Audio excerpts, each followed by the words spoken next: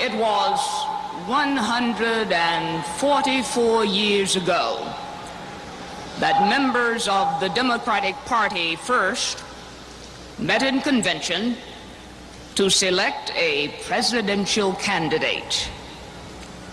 Since that time, Democrats have continued to convene once every 4 years and draft a party platform and nominate a presidential candidate. And our meeting this week is a continuation of that tradition. But there is something different about tonight. There is something special about tonight. What is different? What is special?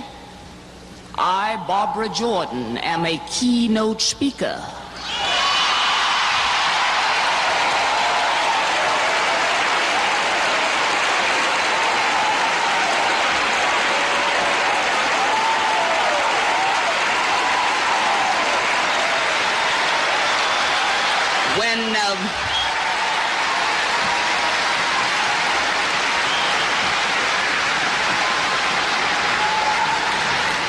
A lot of years passed since 1832, and during that time it would have been most unusual for any national political party to ask a Barbara Jordan to deliver a keynote address.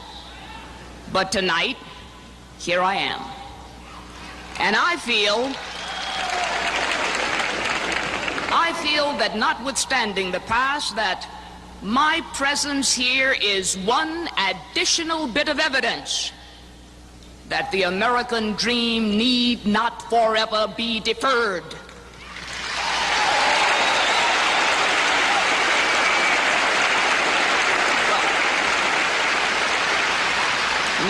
Now that I have this grand distinction, what in the world am I supposed to say?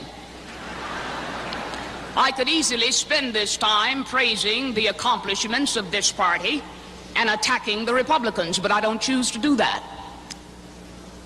I could list the many problems which Americans have. I could list the problems which cause people to feel cynical, angry, frustrated. Problems which include lack of integrity in government, the feeling that the individual no longer counts, the reality of material and spiritual poverty, the feeling that the grand American experiment is failing or has failed. I could recite these problems, and then I could sit down and offer no solutions. But I don't choose to do that either. The citizens of America expect more, deserve, and they want more than a recital of problems. We are a people in a quandary about the present. We are a people in search of our future. We are a people in search of a national community. We are a people trying not only to solve the problems of the present, unemployment, inflation, but we are attempting on a larger scale to fulfill the promise of America. We are attempting to fulfill our national purpose to create and sustain a society in which all of us are equal.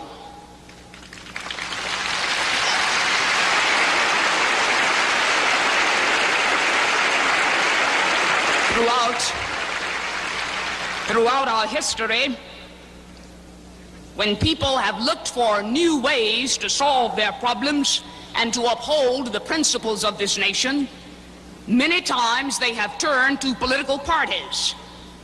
They have often turned to the Democratic Party. What is it?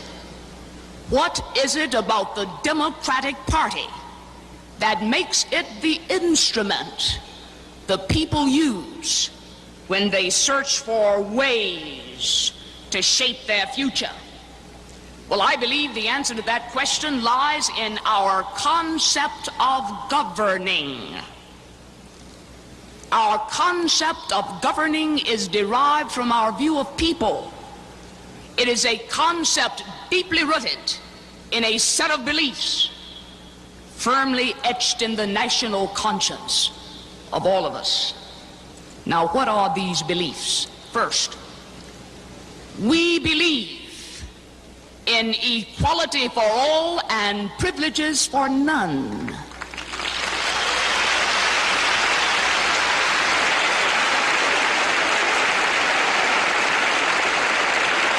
This is a belief that each American, regardless of background, has equal standing in the public forum, all of us.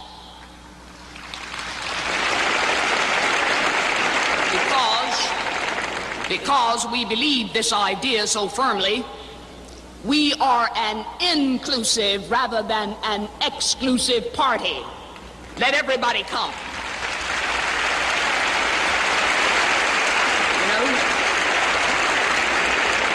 I think it no accident that most of those immigrating to America in the 19th century identified with the Democratic Party. We are a heterogeneous party made up of Americans of diverse backgrounds. We believe that the people are the source of all governmental power, that the authority of the people is to be extended, not restricted.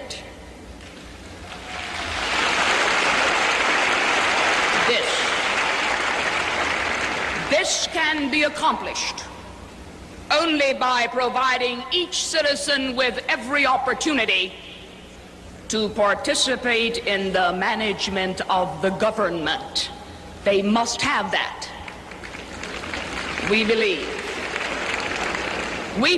that the government, which represents the authority of all the people, not just one interest group, but all the people, has an obligation to actively, underscore actively, seek to remove those obstacles which would block individual achievement, obstacles emanating from race, sex, economic condition. The government must remove them, seek to remove them. We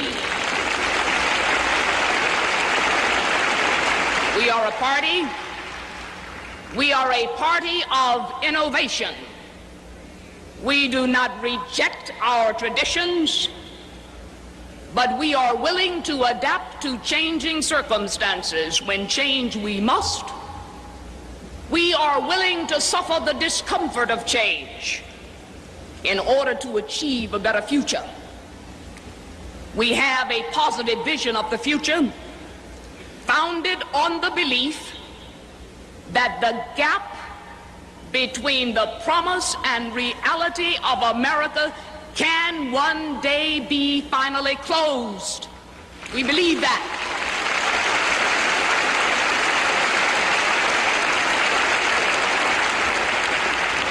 This, my friends, is the bedrock of our concept of governing. This is a part of the reason why Americans have turned to the Democratic Party. These are the foundations upon which a national community can be built. Let all understand that these guiding principles cannot be discarded for short-term political gains. They represent what this country is all about. They are indigenous to the American idea, and these are principles which are not negotiable.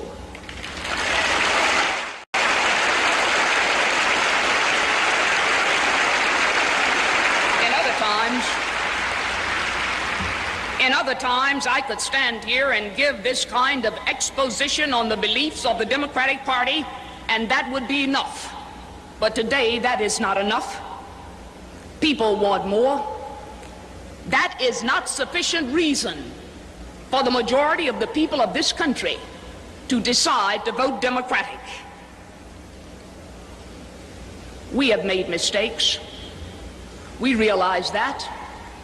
We admit our mistakes. In our haste to do all things for all people, We did not foresee the full consequences of our actions. And when the people raised their voices, we didn't hear. But our deafness was only a temporary condition and not an irreversible condition.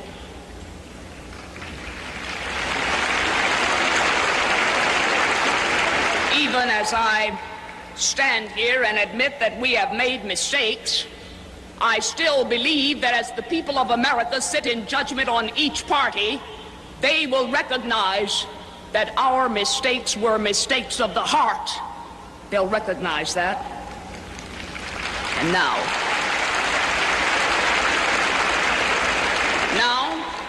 we must look to the future. Let us heed the voice of the people and recognize their common sense. If we do not, we not only blaspheme our political heritage, we ignore the common ties that bind all Americans. Many fear the future, many are distrustful of their leaders and believe that their voices are never heard. Many seek only to satisfy their private wants, to satisfy their private interests. But this is the great danger America faces, that we will cease to be one nation and become instead a collection of interest groups, city against suburb, region against region, individual against individual, each seeking to satisfy private wants. If that happens, who then will speak for America? Who then will speak for the common good? This is the question which must be answered in 1976. Are we to be one people, bound together by common spirit, sharing in a common endeavor, or will we become a divided nation? For all of its uncertainty, we cannot flee the future. We must not become the new Puritans and reject our society. We must address and master the future together.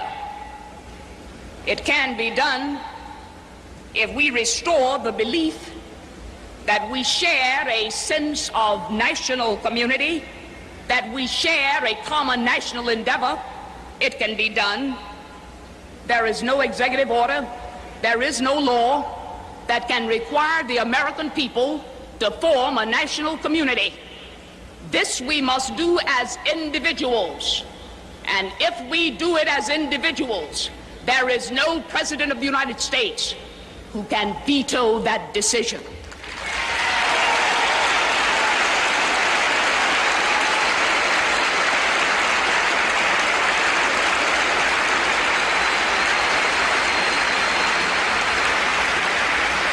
As a first step, we must restore our belief in ourselves. We are a generous people, so why can't we be generous with each other? We need to take to heart the words spoken by Thomas Jefferson. Let us restore the social intercourse. Let us restore to social intercourse that harmony and that affection without which liberty and even life are but dreary things. A nation is formed by the willingness of each of us to share in the responsibility for upholding the common good. A government is invigorated when each one of us is willing to participate in shaping the future of this nation. In this election year, we must define the common good and begin again to shape a common future. Let each person do his or her part If one citizen is unwilling to participate, all of us are going to suffer. For the American idea, though it is shared by all of us, is realized in each one of us.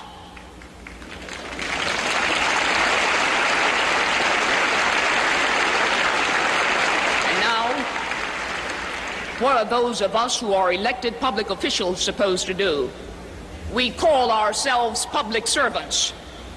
But I'll tell you this, we as public servants must set an example for the rest of the nation.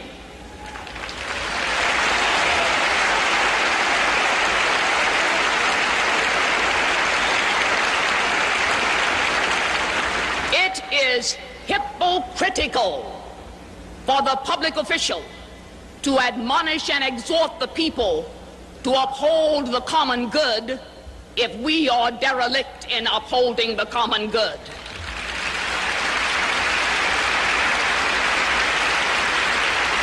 More is required.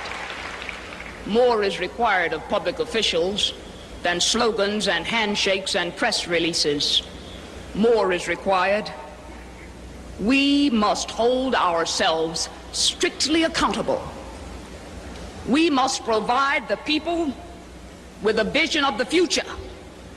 If we promise as public officials, we must deliver.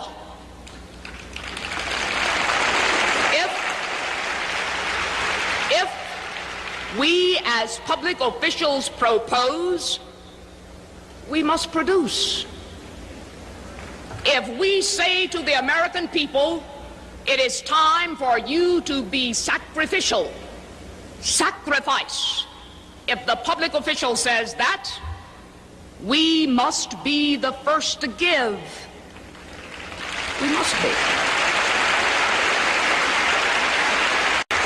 And again, if we make mistakes, we must be willing to admit them.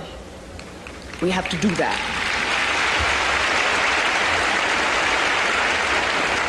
What we have to do is strike a balance between the idea that government should do everything and the idea, the belief, that government ought to do nothing.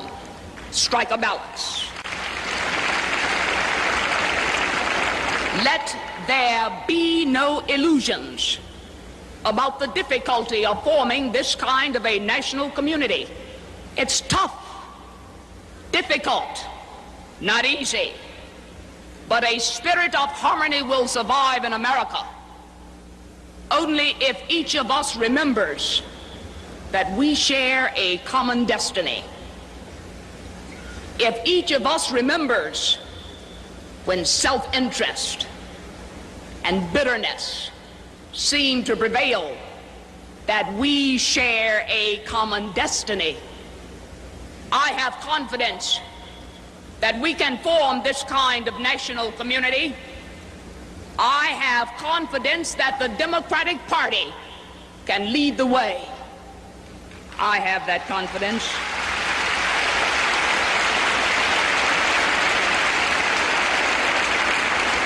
We cannot improve on the system of government handed down to us by the founders of the Republic. There is no way to improve upon that, but what we can do is to find new ways to implement that system and realize our destiny. Now, I began this speech by commenting to you on the uniqueness of a Barbara Jordan making a keynote address. Well, I am going to close my speech by quoting a Republican president. And I ask you that as you listen to these words of Abraham Lincoln, relate them to the concept of a national community in which every last one of us participates.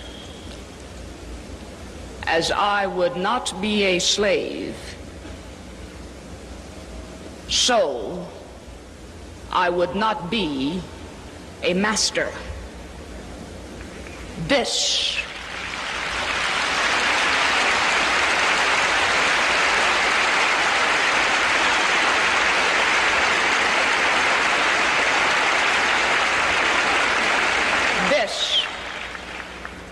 expresses my idea of democracy. Whatever differs from this, to the extent of the difference, is no democracy. Thank you.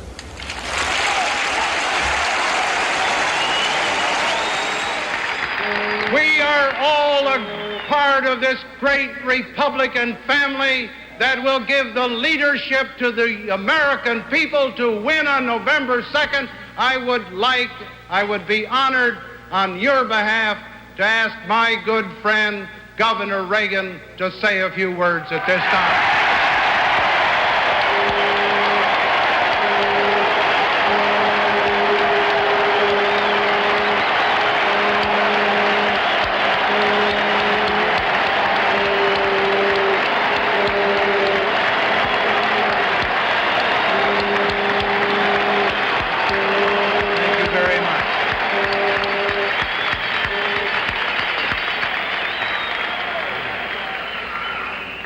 Mr. President, Mrs. Ford, Mr. Vice President, Mr. Vice President-to-be,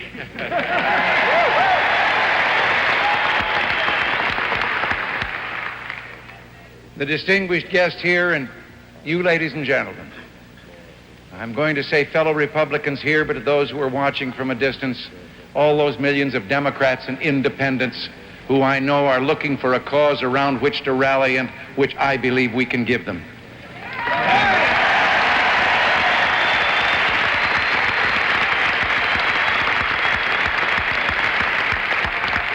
Mr. President, before you arrived tonight, these wonderful people here, when we came in, gave Nancy and myself a welcome.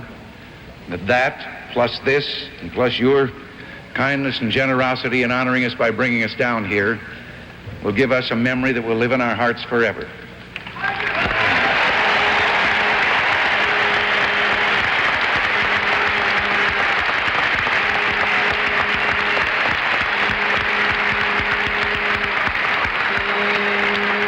Watching on television these last few nights, and I have seen you also with the warmth that you greeted Nancy, and you also filled my heart with joy when you did that. May I just say some words? There are cynics who say that a party platform is something that no one bothers to read and it doesn't very often amount to much. Whether it is different this time than it has ever been before, I believe the Republican Party has a platform that is a banner of bold, unmistakable colors with no pale pastel shades.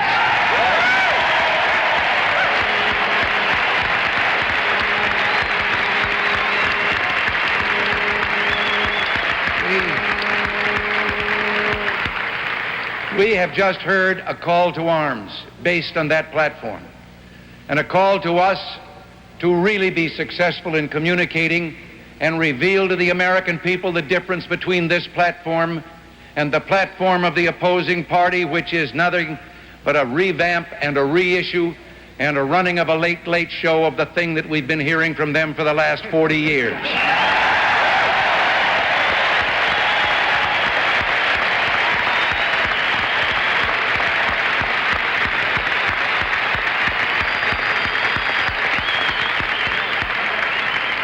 If I could just take a moment and I had an assignment the other day. Someone asked me to write a letter for a time capsule that is going to be opened in Los Angeles 100 years from now on our tricentennial. It sounded like an easy assignment. They suggested I write something about the problems and issues of the day, and I set out to do so, riding down the coast in an automobile, looking at the blue Pacific out on one side and the Santa Ynez Mountains on the other, and I couldn't help but wonder if it was going to be that beautiful 100 years from now as it was on that summer day. And then, as I tried to write, let your own minds turn to that task. You're going to write for people 100 years from now who know all about us. We know nothing about them. We don't know what kind of a world they'll be living in. And suddenly, I thought to myself, if I write of the problems, they'll be the domestic problems of which the President spoke here tonight, the challenges confronting us, the erosion of freedom that has taken place under Democrat rule in this country, the invasion of private rights, the controls and restrictions on the vitality of the great free economy that we enjoy. These are our challenges that we must meet. And then again, there is that challenge of which he spoke, that we live in a world in which the great powers have poised and aimed at each other horrible missiles of destruction, nuclear weapons that can in a matter of minutes arrive in each other's country and destroy virtually the civilized world we live in. And suddenly it dawned on me, those who would read this letter 100 years from now will know whether those missiles were fired. They will know whether we met our challenge. Whether they have the freedoms that we have known up until now will depend on what we do here. Will they look back with appreciation and say, thank God for those people in 1976 who headed off that loss of freedom, who kept us now 100 years later free, who kept our world from nuclear destruction? And if we failed, they probably won't get to read the letter at all because it spoke of individual freedom, and they won't be allowed to talk of that or read of it. This is our challenge, and this is why here in this hall tonight, better than we've ever done before, we've got to quit talking to each other and about each other and go out and communicate to the world that we may be fewer in numbers than we've ever been, but we carry the message they're waiting for. We must go forth from here united, determined that what a great general said a few years ago is true. There is no substitute for victory. Mr. President.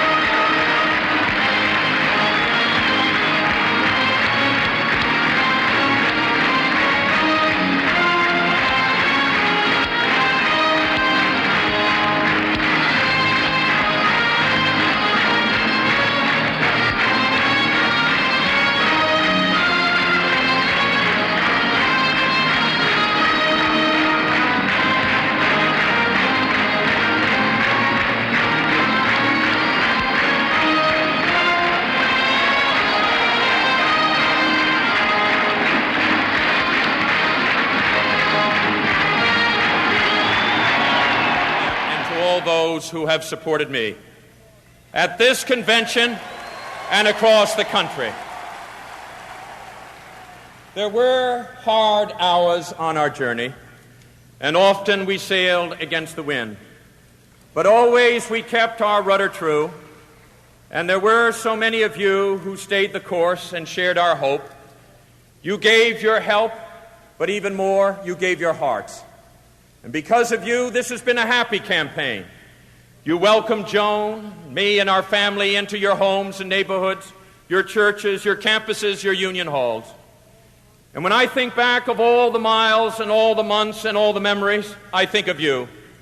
And I recall the poet's words, and I say, what golden friends I had. Among you, my golden friends across this land, I have listened and learned.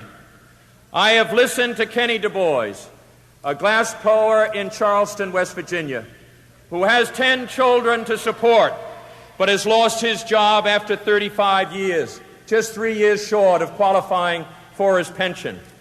I have listened to the Tractor family, who farm in Iowa, and who wonder whether they can pass the good life and the good earth on to their children. I have listened to the grandmother in East Oakland, who no longer has a phone to call her grandchildren, because she gave it up to pay the rent on her small apartment. I have listened to young workers out of work, to students without the tuition for college, and to families without the chance to own a home. I have seen the closed factories and the stalled assembly lines of Anderson, Indiana, and Southgate, California, and I have seen too many, far too many, idle men and women desperate to work. I have seen too many, far too many, working families desperate to protect the value of their wages from the ravages of inflation. Yet I have also sensed a yearning for new hope among the people in every state where I have been, and I have felt it in their handshakes, I saw it in their faces, and I shall never forget the mothers who carry children to our rallies. I shall always remember the elderly who have lived in an America of high purpose and who believe that it can all happen again. Tonight, in their name, I have come here to speak for them, and for their sake, I ask you to stand with them. On their behalf, I ask you to restate and reaffirm the timeless truth of our party. I congratulate President Carter on his victory here.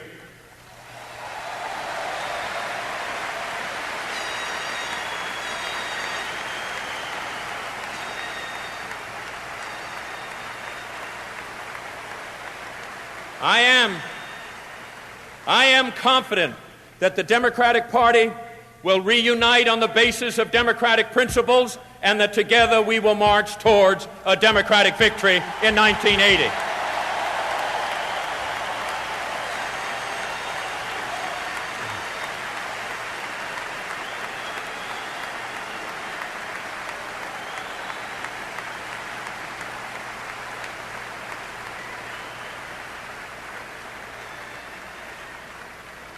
And someday, long after this convention, long after the signs come down and the crowd stop cheering and the band stop playing, may it be said of our campaign that we kept the faith.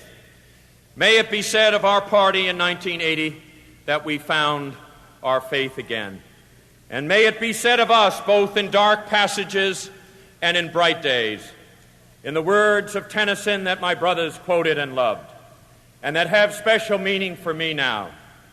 I am a part of all that I have met. Too much is taken, much abides. That which we are, we are. One equal temper of heroic hearts, strong in will to strive, to seek, to find, and not to yield. For me, a few hours ago, this campaign came to an end. For all those whose cares have been our concern, the work goes on, the cause endures, the hope still lives, and the dream shall never die.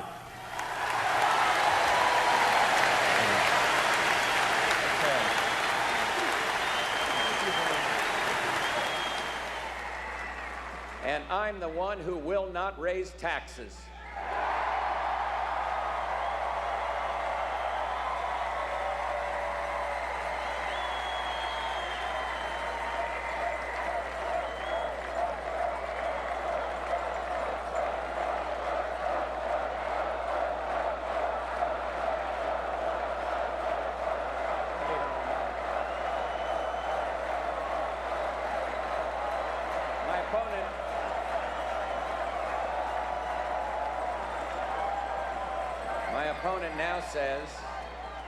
My opponent now says he'll raise them as a last resort or a third resort.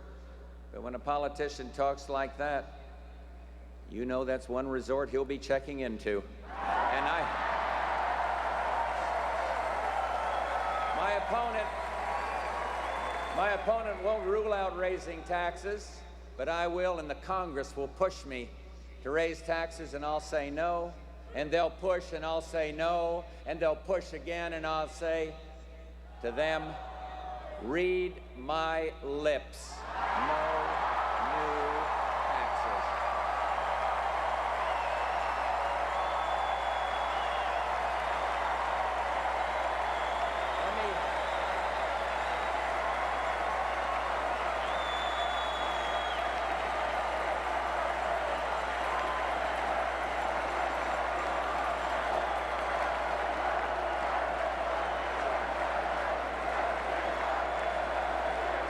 Let me tell you more. Let me tell you more. Let me just tell you more about the mission on jobs. My mission is 30 in 8, 30 million jobs in the next 8 years. Every one of our children deserves a first-rate school. The liberal Democrats want power in the hands of the federal government, and I want power in the hands of the parents. And I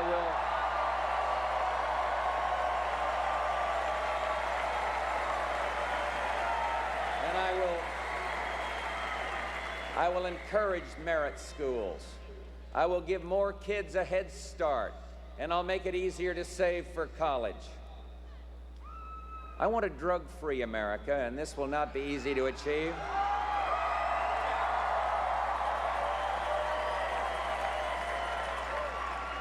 But I want to enlist the help of some people who are rarely included.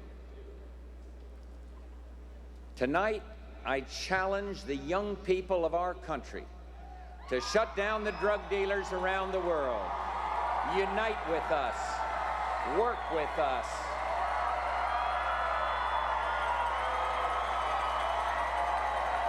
Zero tolerance.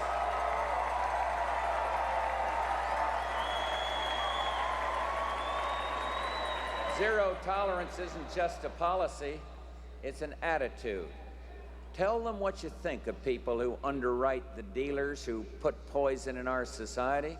And while you're doing that, my administration will be telling the dealers, whatever we have to do, we'll do. But your day is over. You are history.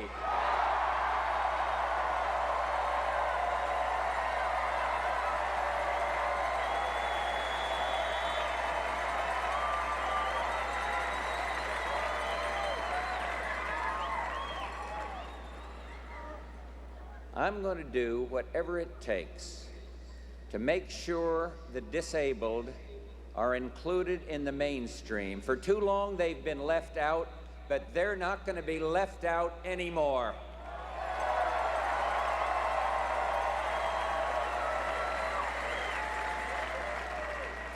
And I am going to stop ocean dumping. Our beaches should not be garbage dumps, and our harbors should not be cesspools.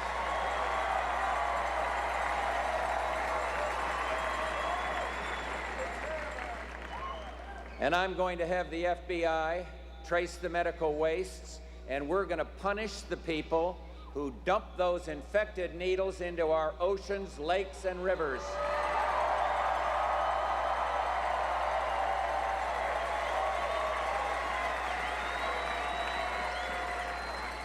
We must clean the air. We must reduce the harm done by acid rain. And I'll put incentives back into the domestic energy industry. For I know from personal experience, there is no security for the United States in further dependence on foreign oil. Good evening, ladies and gentlemen. Buenas noches, mis amigos.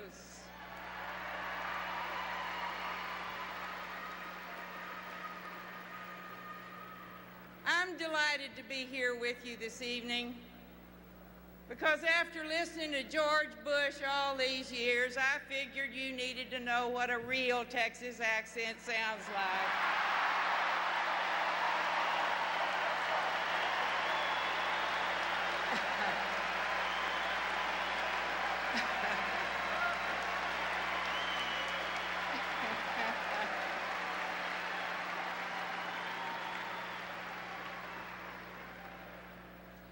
Years ago, Barbara Jordan, another Texas woman,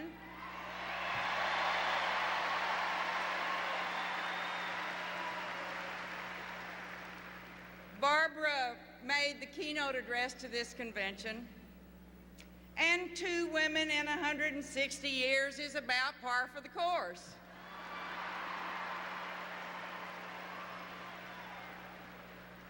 But if you give us a chance, we can perform. After all, ginger that Fred Astaire did. She just did it backwards and in high heels.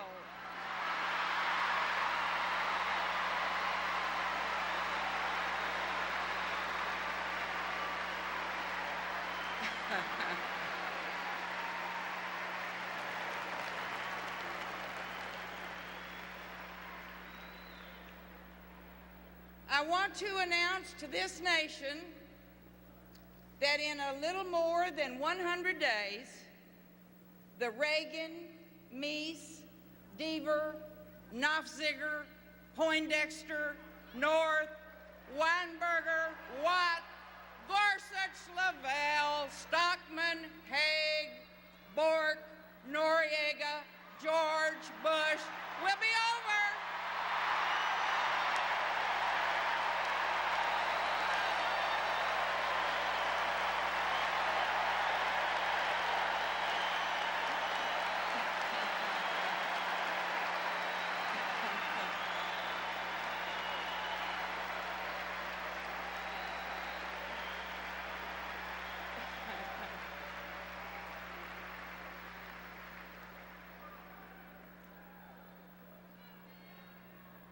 You know, tonight I feel a little like I did when I played basketball in the 8th grade.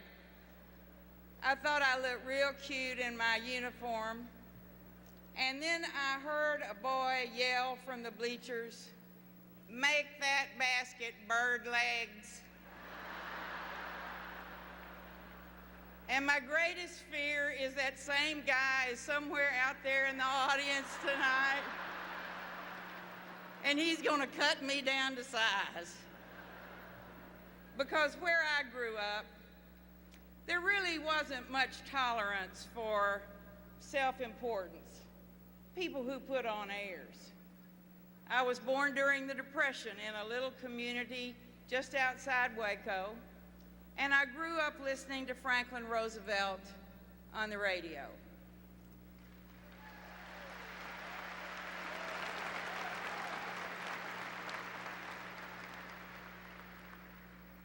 Well, it was back then that I came to understand the small truths and the hardships that bind neighbors together.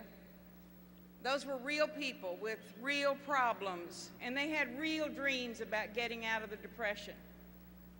I can remember summer nights when we'd put down what we called a Baptist pallet, and we listened to the grown-ups talk. I can still hear the sound of the dominoes clicking on the marble slab my daddy had found for a tabletop. I can still hear the laughter of the men telling jokes you weren't supposed to hear, talking about how big that old buck deer was, laughing about Mama putting Clorox in the well when the frog fell in. They talked about war and Washington and what this country needed. They talked straight talk, and it came from people who were living their lives as best they could. And that's what we're going to do tonight. We're going to tell how the cow ate the cabbage.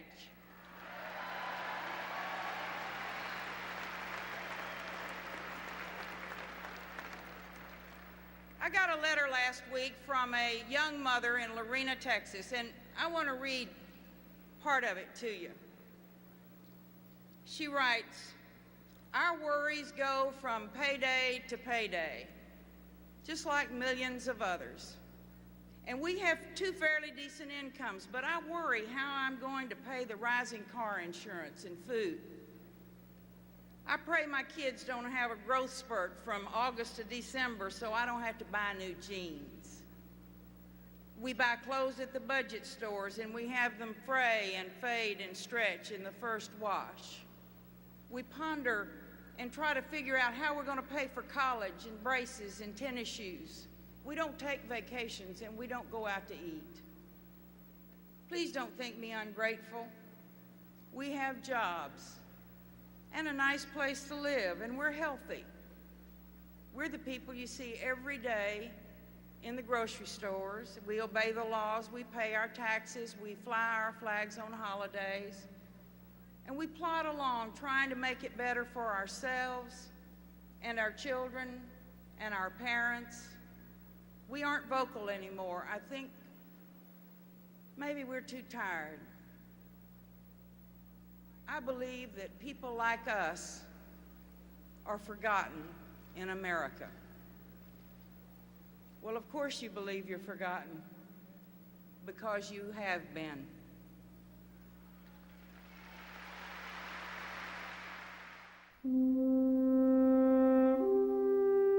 I was born in a little town called Hope, Arkansas, 3 months after my father died.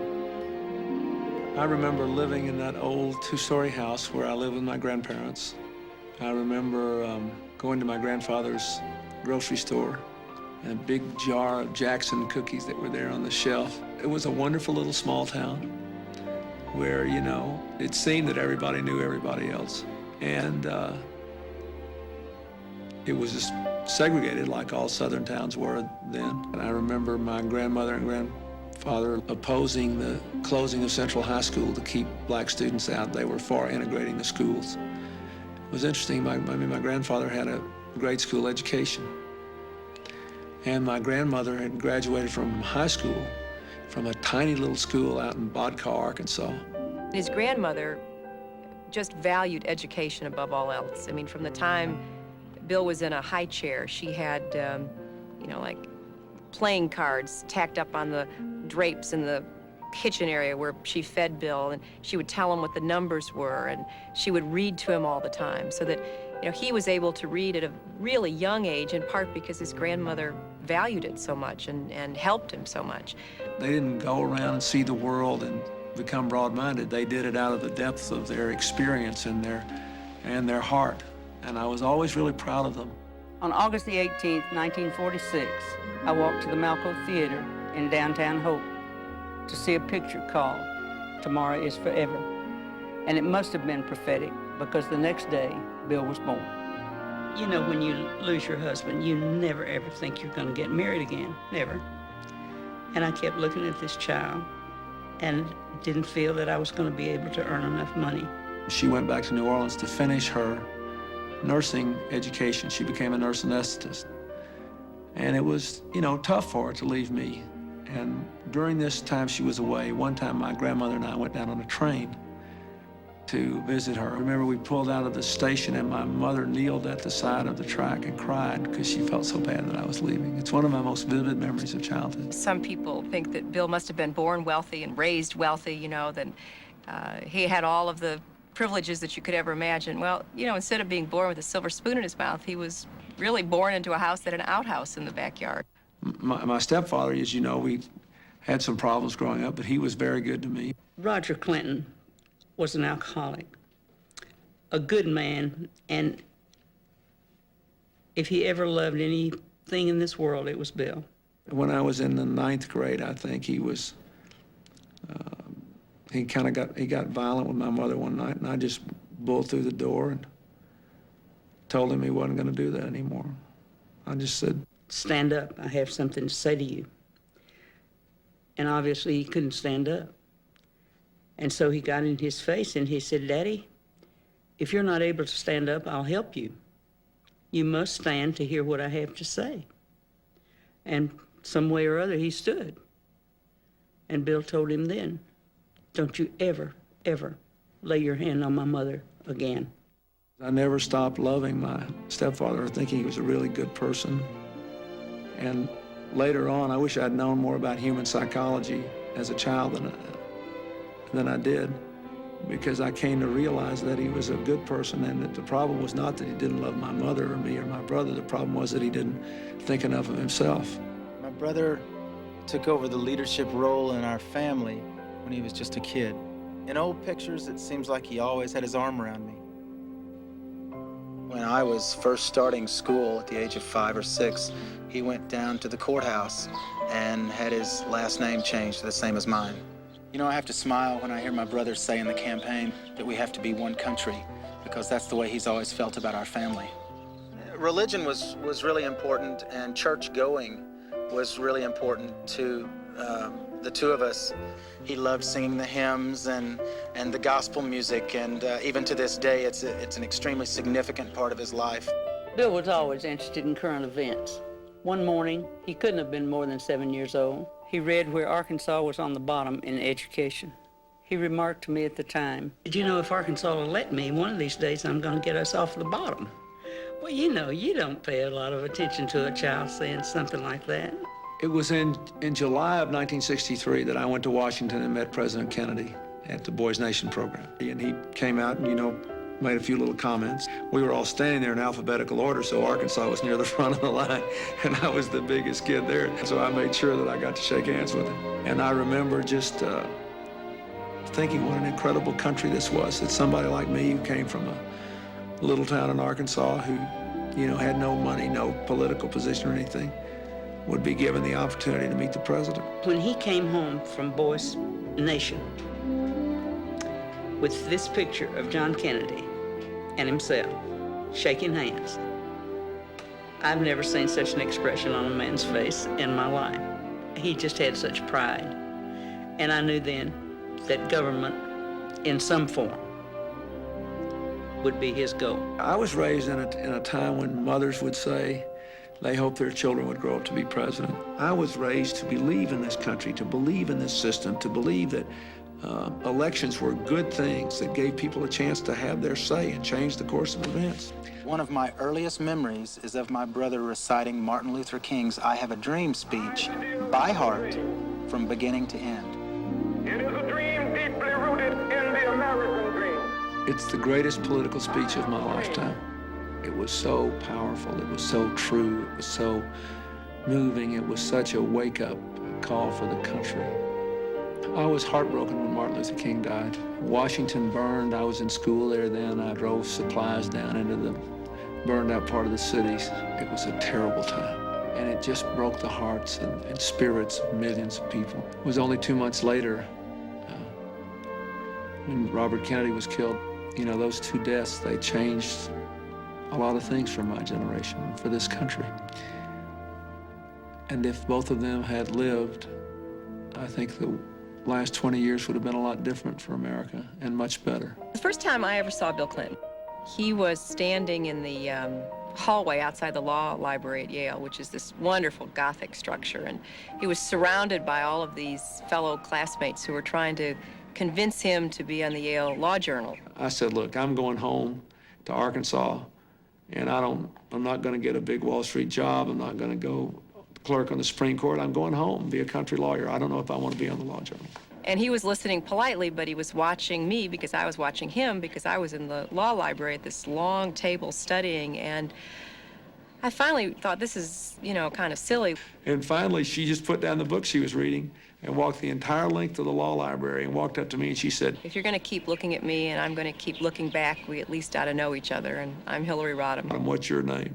Well, I couldn't remember my name. I mean, I thought that he was great looking and he was fun and he was just somebody who challenged and made you happy all the time. I've just never met anybody like Bill.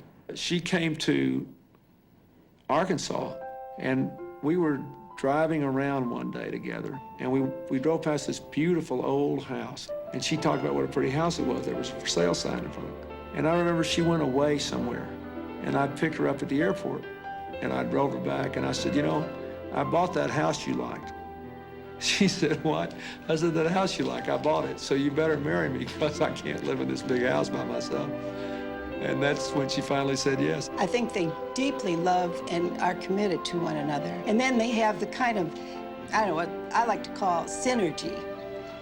I mean, there's, you know, the combination of the two of them makes a third element that is just irresistible as far as I can see.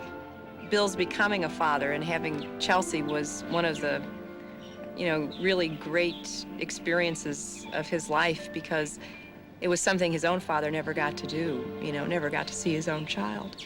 I was there when Chelsea was born, and it was still, I guess, the most incredible thing I've ever been through. You know, I still remember how squunched up she was when she came out. I still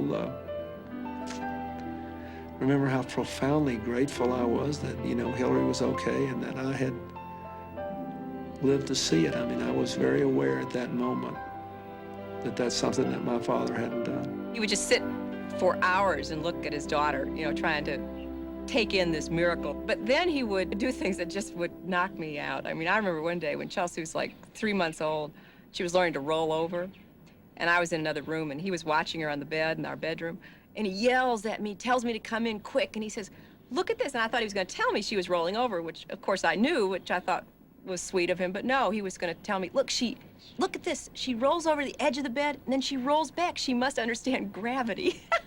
And I said, oh, right. You know, and about 20 minutes later, I hear this plunk as my daughter unlearns gravity, right?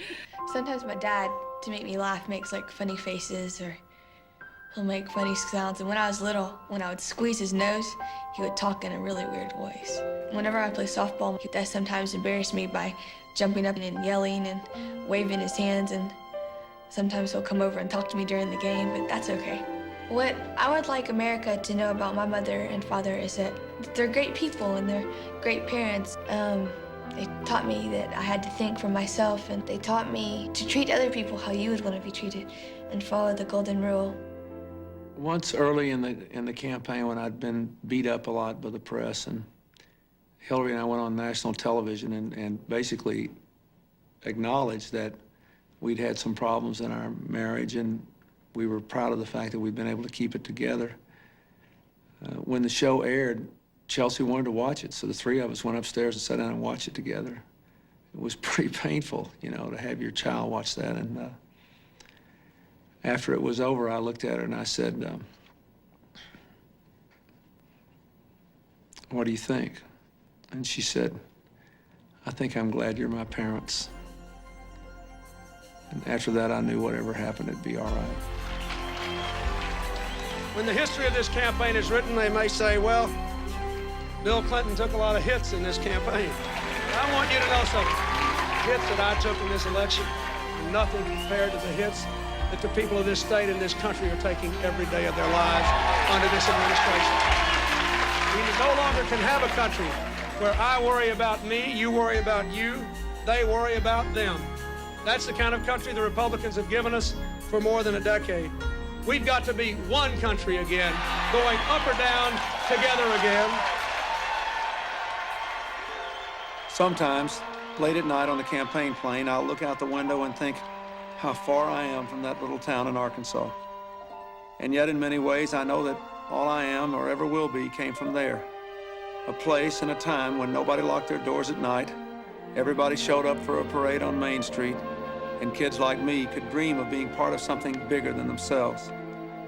I guess there'll always be a sadness in me that I never heard the sound of my father's voice or felt his hand around mine. But all of us have sadness and disappointment in our lives, and hopefully we grow stronger for it. I know every day that I'm alive, I hope I'm a better person than the day before. I hope that every day from this day forward, we can be a nation coming together instead of coming apart. And I hope that we as a people will always acknowledge that each child in our country is as important as our own. I still believe these things are possible. I still believe in the promise of America. And I still believe in a place called hope.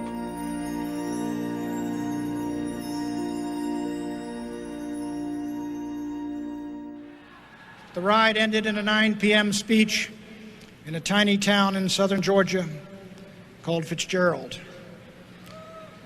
There were those workers at the James River paper mill in northern New Hampshire in a town called Groveton. Tough, hardy men. None of them would say a word to me as I came down the line, shaking their hands one by one. They were under threat of losing their jobs at Christmas. And as I moved down the line, one tough fellow about my age just looked up and said to me, "Save our jobs." Then there was the legal secretary that I met at the Manchester airport on Christmas Day, who came running up to me and said, "Mr. Buchanan, I'm going to vote for you." And then she broke down weeping, and she said, "I've lost my job, I don't have any money, and they're going to take away my little girl. What am I going to do?" My friends, these people are our people.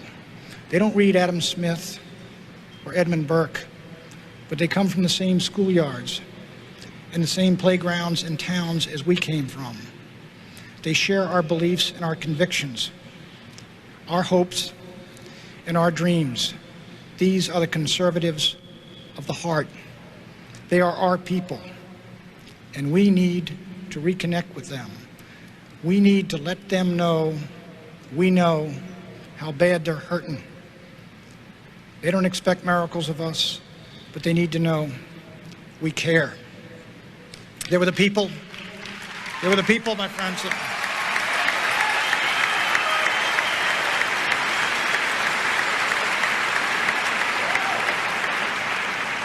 They were the people of Hayfork, a tiny town up in California's Trinity Alps, a town that is now under a sentence of death because a federal judge has set aside 9 million acres for the habitat of the spotted owl, forgetting about the habitat of the men and women who live and work in Hayfork. And there were the brave people, of Koreatown, who took the worst of those LA riots, but still live the family values we treasure, and who still deeply believe in the American dream. Friends, in these wonderful 25 weeks of our campaign, the saddest days were the days of that riot in LA. Worst riot in American history. But out of that awful tragedy can come a message of hope. Hours after that riot ended, I went down to the Army compound in South Los Angeles, where I met the troopers of the 18th Cavalry who had come to save the city of Los Angeles. An officer of the 18th Cav said, "Mr. Buchanan, I want you to talk to a couple of our troopers." And I went over and I met these young fellas. They couldn't have been 20 years old. And they recounted their story. They had come in to Los Angeles late in the evening of the second day, and the rioting was still going on. And two of them walked up a dark street where the mob had burned and looted every single building on the block but one, a convalescent home for the aged. And the mob was headed in to ransack and loot the apartments of the terrified old men and women inside. The troopers came up the street, M16s at the ready, and the mob threatened and cursed. But the mob retreated because it had met the one thing that could stop it: force rooted in justice and backed by moral courage. You know, greater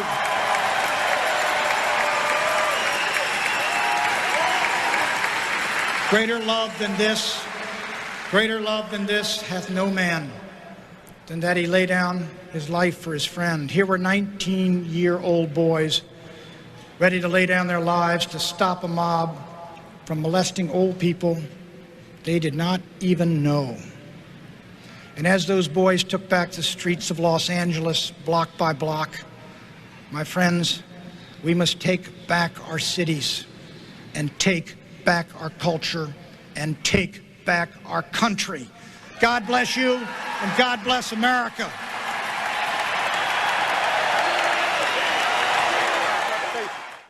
My presence on this stage is pretty unlikely. My father was a foreign student, born and raised in a small village in Kenya. He grew up herding goats, went to school in a tin roof shack. His father, my grandfather, was a cook, a domestic servant to the British. But my grandfather had larger dreams for his son. Through hard work and perseverance, my father got a scholarship to study in a magical place, America, that shone as a beacon of freedom and opportunity to so many who had come before. While studying here, my father met my mother. She was born in a town on the other side of the world, in Kansas.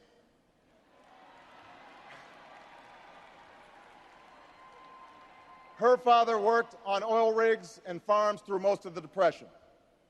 The day after Pearl Harbor, my grandfather signed up for duty, joined Patton's army, marched across Europe. Back home, my grandmother raised a baby and went to work on a bomber assembly line.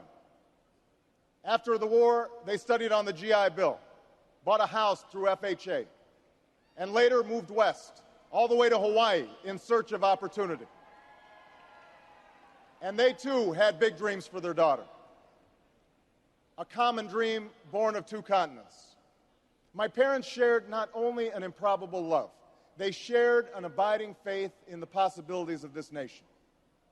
They would give me an African name, Barak, or Blessed, believing that in a tolerant America, your name is no barrier to success.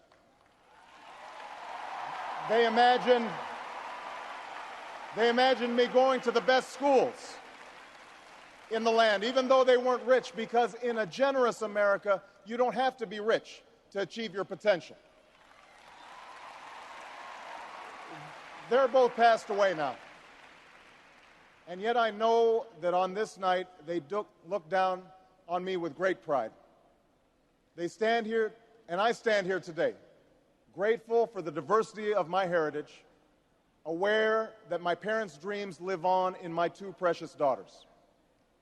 I stand here knowing that my story is part of the larger American story, that I owe a debt to all of those who came before me, and that in no other country on earth is my story even possible.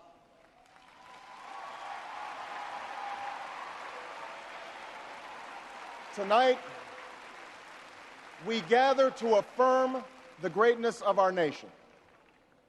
Not because of the height of our skyscrapers, or the power of our military, or the size of our economy. Our pride is based on a very simple premise, summed up in a declaration made over 200 years ago. We hold these truths to be self-evident, that all men are created equal, that they are endowed by their Creator with certain inalienable rights, that among these are life, liberty, and the pursuit of happiness. That is the true genius of America. A faith in simple dreams, an insistence on small miracles, that we can tuck in our children at night and know that they are fed and clothed and safe from harm, that we can say what we think, write what we think without hearing a sudden knock on the door, that we can have an idea and start our own business without paying a bribe, that we can participate in the political process without fear of retribution, and that our votes will be counted, at least most of the time.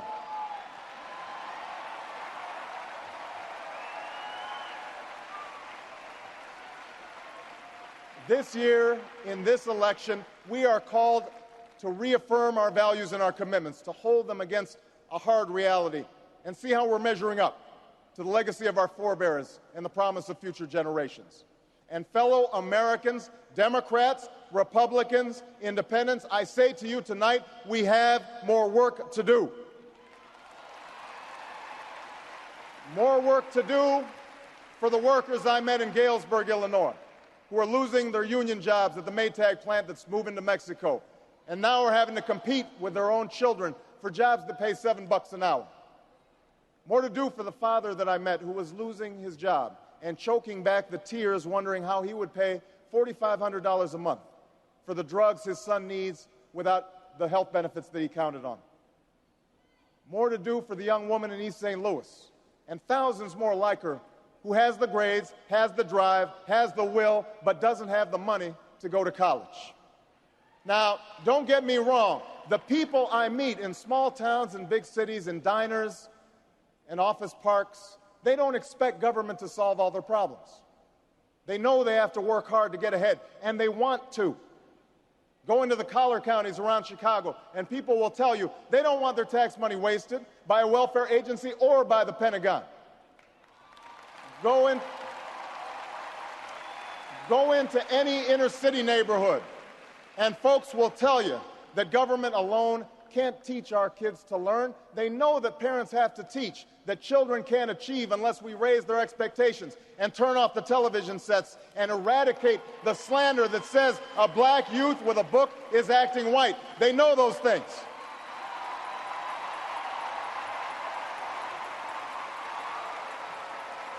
People don't expect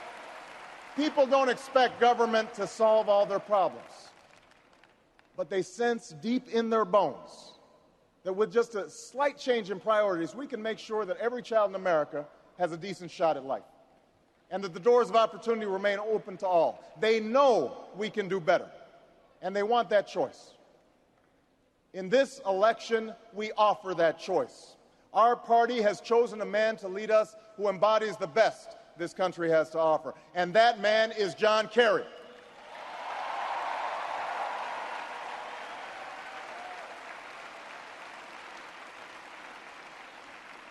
John Kerry understands the ideals of community, faith, and service because they've defined his life. From his heroic service to Vietnam, to his years as a prosecutor and lieutenant governor, through 2 decades in the United States Senate, he's devoted himself to this country. Again and again, we've seen him make tough choices when easier ones were available. His values and his record affirm what is best in us. John Kerry believes in an America where hard work is rewarded. So instead of offering tax breaks to companies shipping jobs overseas, he offers them to companies creating jobs here at home. John Kerry believes in an America where all Americans can afford the same health coverage our politicians in Washington have for themselves. John Kerry believes in energy independence, so we aren't held hostage to the profits of oil companies or the sabotage of foreign oil fields. John Kerry believes in the constitutional freedoms that have made our country the envy of the world, and he will never sacrifice our basic liberties, nor use faith as a wedge to divide us.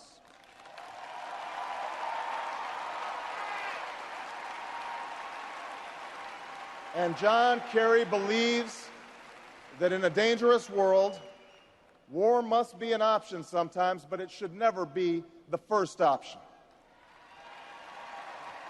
You know, a while back, I met a young man named Seamus in a VFW hall in East Moline, Illinois. He was a good-looking kid, 6'2", 6'3", clear-eyed with an easy smile. He told me he joined the Marines and was heading to Iraq the following week. And as I listened to him explain why he'd enlisted, the absolute faith he had in our country and its leaders, his devotion to duty and service, I thought, this young man was all that any of us might ever hope for in a child. But then I asked myself, are we serving Seamus as well as he's serving us? I thought of the 900 men and women, sons and daughters, husbands and wives, friends and neighbors who won't be returning to their own hometowns. I thought of the families I'd met who were struggling to get by without a loved one's full income, or whose loved ones had returned with a limb missing or nerves shattered, but still lacked long-term health benefits because they were reservists. When we send our young men and women into harm's way, we have a solemn obligation not to fudge the numbers or shade the truth about why they are going, to care for their families while they're gone, to tend to the soldiers upon their return, and to never, ever go to war without enough troops to win the war, secure the peace, and earn the respect of the world.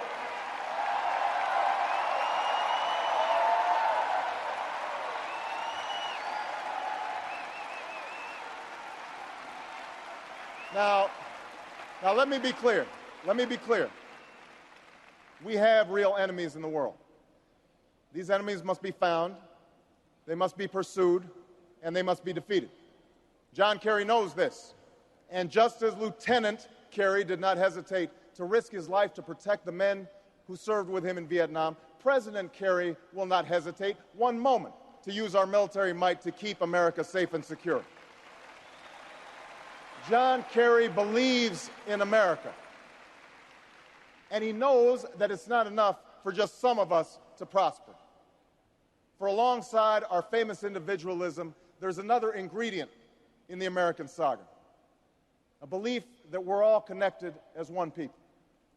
If there's a child on the south side of Chicago who can't read, that matters to me even if it's not my child.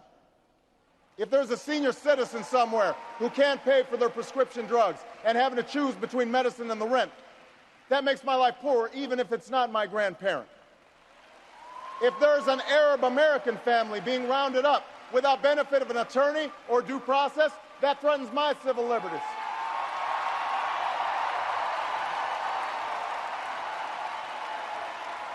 It is that fundamental belief.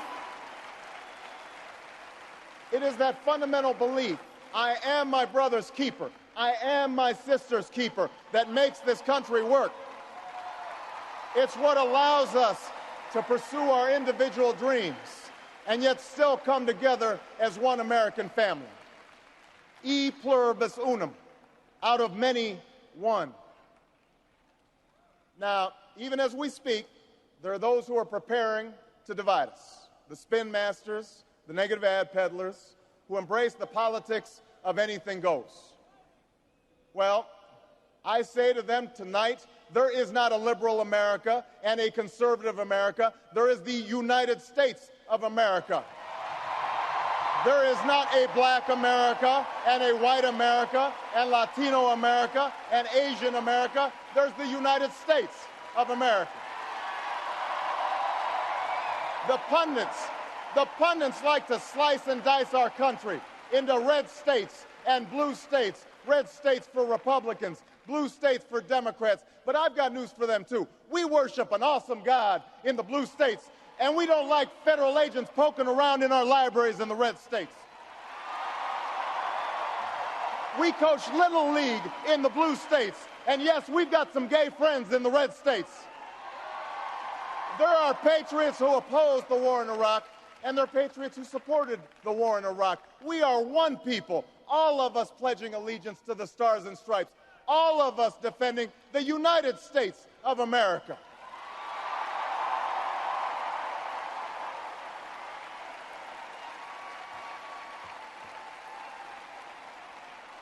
In the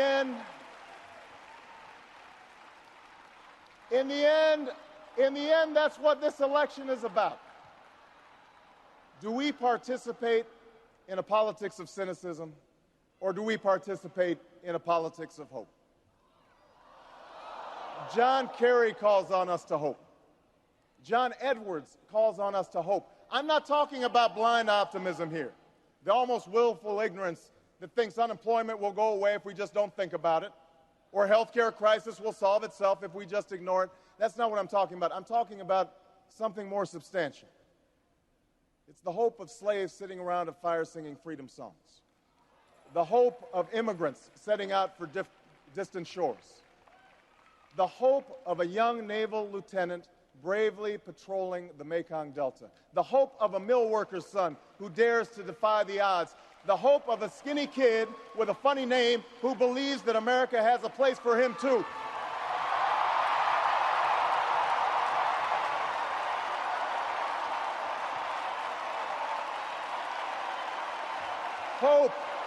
Hope in the face of difficulty. Hope in the face of uncertainty. The audacity of hope. In the end, that is God's greatest gift to us, the bedrock of this nation. A belief in things not seen. A belief that there are better days ahead. I believe that we can give our middle class relief and provide working families with a road to opportunity. I believe we can provide jobs to the jobless, homes to the homeless, and reclaim young people in cities across America from violence and despair. I believe that we have a righteous wind at our backs, and that as we stand on the crossroads of history, we can make the right choices and meet the challenges that face us. America, tonight, if you feel the same energy that I do, if you feel the same urgency that I do, if you feel the same passion that I do, if you feel the same hopefulness that I do, if we do what we must do, then I have no doubt that all across the country, from Florida to Oregon, from Washington to Maine, the people will rise up in November, and John Kerry will be sworn in as president, and John Edwards will be sworn in as vice president, and this country will reclaim its promise, and out of this long political darkness, a brighter day will come. Thank you very much, everybody. God bless you. Thank you. Thank you very much. Since I last stood in this spot, a whole new generation of the Miller family has been born. 4 great-grandchildren, Along with all the other members of our close-knit family, they are my and Shirley's most precious possessions. And I know that's how you feel about your family also. Like you, I think of their future, the promises and the perils they will face. Like you, I believe that the next 4 years will determine what kind of world they will grow up in. And like you, I ask, which leader is it today that has the vision, the willpower, and yes, the backbone to best protect my family? The clear answer to that question has placed me in this hall with you tonight, for my family is more important than my party.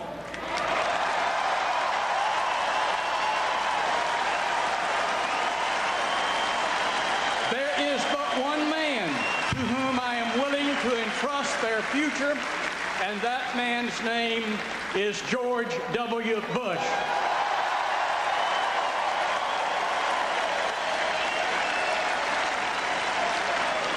In the summer of 1940, I was an 8-year-old boy living in a remote little Appalachian valley. Our country was not yet at war, but even we children knew that there were some crazy men across the ocean who would kill us if they could. President Roosevelt, in a speech that summer, told America, all private plans, all private lives have been, in a sense, repealed by an overriding public danger. In 1940, Wendell Willkie was the Republican nominee, and there is no better example of someone repealing their private plans than this good man. He gave Roosevelt the critical support he needed for a peacetime draft, an unpopular idea at the time. And he made it clear that he would rather lose the election than make national security a partisan campaign issue.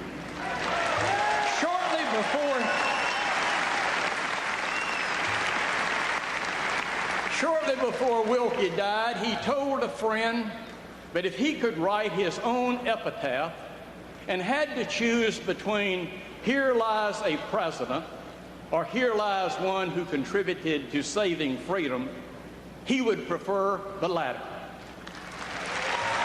Where are such statesmen today? Where is the bipartisanship in this country when we need it most?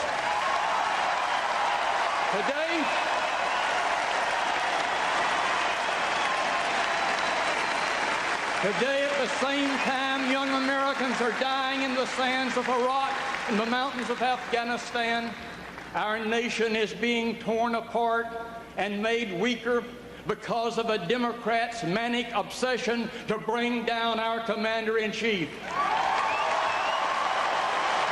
What has happened to the party I've spent my life working in? I can remember when Democrats believed it was the duty of America to fight for freedom over tyranny. It was Democratic President Harry Truman who pushed the Red Army out of Iran, who came to the aid of Greece when communists threatened to overthrow it, who stared down the Soviet blockade of West Berlin by flying in supplies and saving the city. Time after time in our history, in the face of great danger, Democrats and Republicans worked together to ensure that freedom would not falter. But not today. Motivated more by partisan politics than by national security, today's Democratic leaders see America as an occupier, not a liberator. And nothing makes this Marine matter than someone calling American troops occupiers rather than liberators.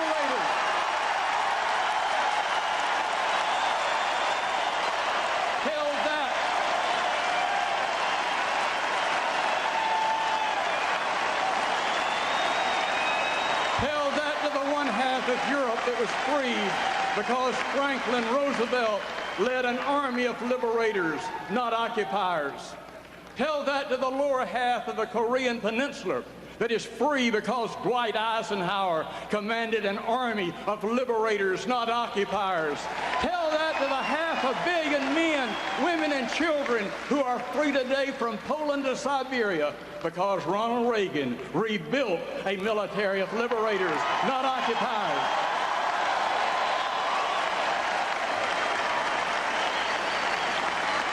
Never in the history of the world has any soldier sacrificed more for the freedom and liberty of total strangers than the American soldier.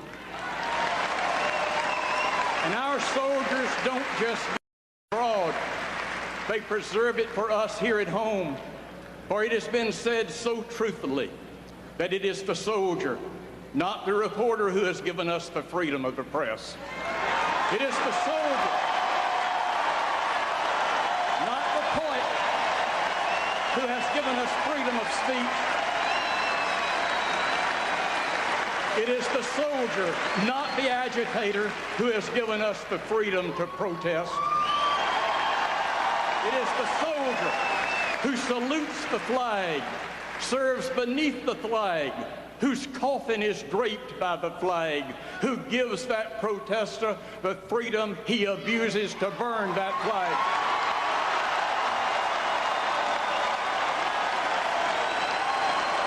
No one should dare to even think about being the commander-in-chief of this country if he doesn't believe with all his heart that our soldiers are liberators abroad and defenders of freedom at home.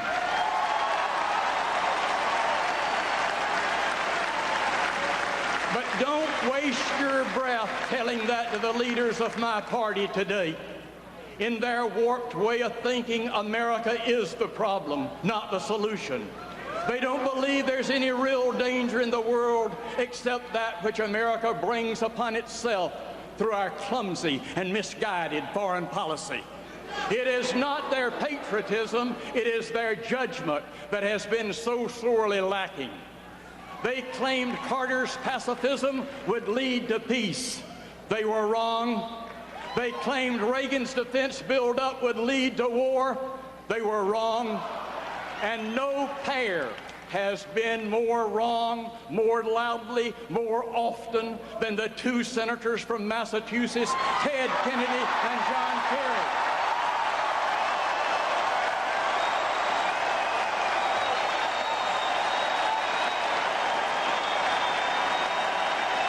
Together, Kennedy and Kerry have opposed the very weapon systems that won the Cold War and that are now winning the war on terror. Listing all the weapon systems that Senator Kerry tried his best to shut down sounds like an auctioneer selling off our national security. But Americans need to know the facts.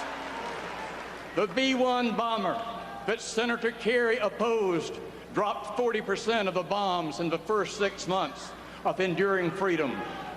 The B-2 bomber that Senator Kerry opposed delivered airstrikes against the Taliban in Afghanistan and Hussein's command post in Iraq. The F-14A Tomcats that Senator Kerry opposed shot down Gaddafi's Libyan MiGs over the Gulf of Sidra.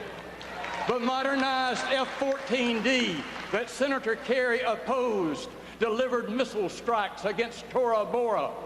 The Apache helicopter that Senator Kerry opposed took out those Republican Guard tanks in Kuwait in the Gulf War. The F-15 Eagles that Senator Kerry opposed flew cover over our nation's capital and this very city after 9/11. I could go on and on and on. Against the Patriot missile that shot down Saddam Hussein's Scud missiles over Israel, against the Aegis air defense cruiser, against the Strategic Defense Initiative, against the Trident missile, against. This is the man who wants to be the commander-in-chief of the U.S. Armed Forces. U.S. forces armed with what? Spitballs?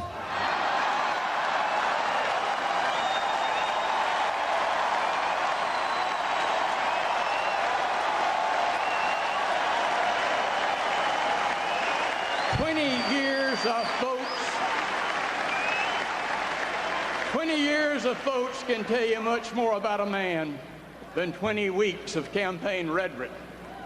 Campaign talk tells people who you want them to think you are. How you vote tells people who you really are deep inside.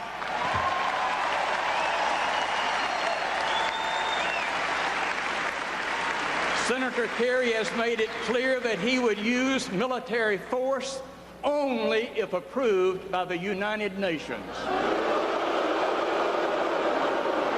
Kerry would let Paris decide when America needs defending. I want Bush to decide.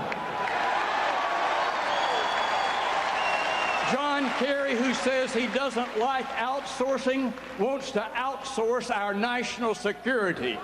That's the most dangerous outsourcing of all. This politician wants to be leader of the free world. Free for how long? For more than 20 years, on every one of the great issues of freedom and security, John Kerry has been more wrong, more weak, and more wobbly than any other national figure. As a war protester, Kerry blamed our military. As a senator, he voted to weaken our military. And nothing shows that more sadly and more clearly than his vote this year to deny protective armor for our troops in harm's way far away. George W. Bush understands that we need new strategies to meet new threats. John Kerry wants to refight yesterday's war. President Bush believes we have to fight today's war and be ready for tomorrow's challenges. President Bush is committed to providing the kind of forces it takes to root out terrorists, no matter what spider hole they may hide in or what rock they crawl under. George W. Bush wants to grab terrorists by the throat and not let them go to get a better grip. For John Kerry, they get a yes, no, maybe bowl of mush that can only encourage our enemies and confuse our friends. I first got to know George W. Bush when we served as governors together. I admire this man. I am moved by the respect he shows the First Lady, his unabashed love for his parents and his daughters, and the fact that he is unashamed of his belief that God is not indifferent to America.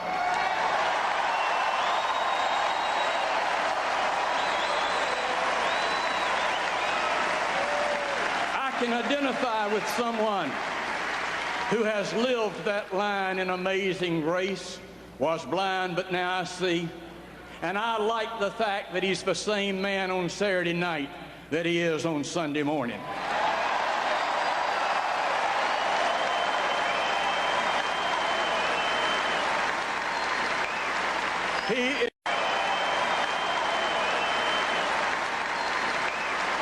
He is not a slick talker, but he is a straight shooter. And where I come from, deeds mean a lot more than words. I have knocked on the door of this man's soul and found someone home. A God-fearing man with a good heart and a spine of tempered steel. The man I trust to protect my most precious possession, my family. This election will change forever the course of history.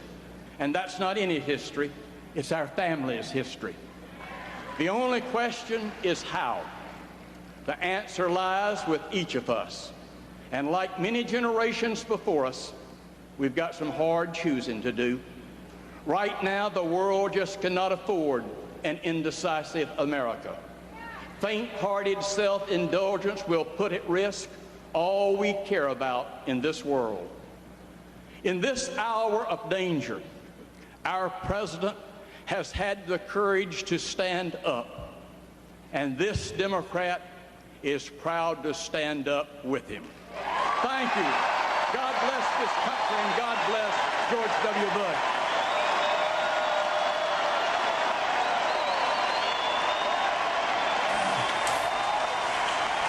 Retiring Democratic Senator Zell Miller of Georgia has given this convention what is easily its sternest address, what is certainly its harshest address in terms of criticism of the opponent, and one that this crowd, as you can see, has clearly enjoyed to the hilt.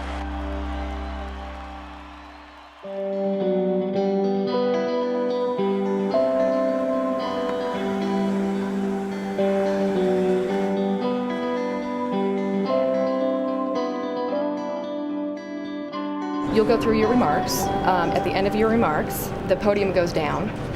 After a certain amount of time, we'd like the girls to come out. This is my big speech. You have to come on and say, great job, Mommy. There we go. Yeah, I'm not nervous. No.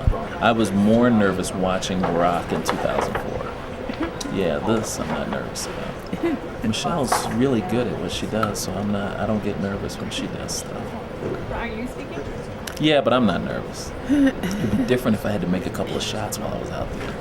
Then I'd be nervous. Yes. Are they coming out with you? Can we do the hydraulic lift? Please.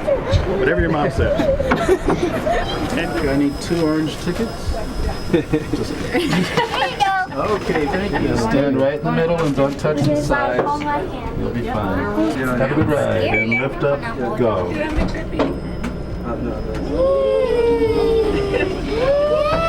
I think they'll do very well. You think they'll without me? But I want to see, when I finish, I want to see some pea faces. Oh, fine. Because Daddy's not here. So who's going to come give me a hug and say, oh, Mommy, good job? I will. Because I'm nice. Because you're nice. Cameras around here. I mean, really.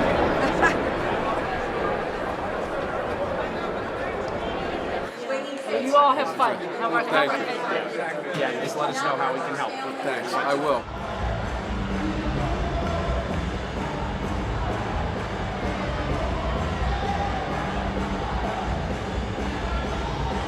Please join me in welcoming an impassioned public servant, a loving daughter, wife, and mother, my little sister, and our nation's next First Lady, Michelle Obama.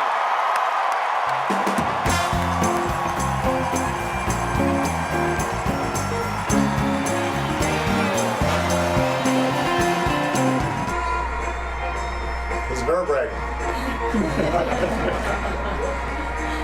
Since that clear day in February 19 months ago, when with little more than our faith in each other and a hunger for change, we joined my husband, Barack Obama, on the improbable journey that has led us to this moment.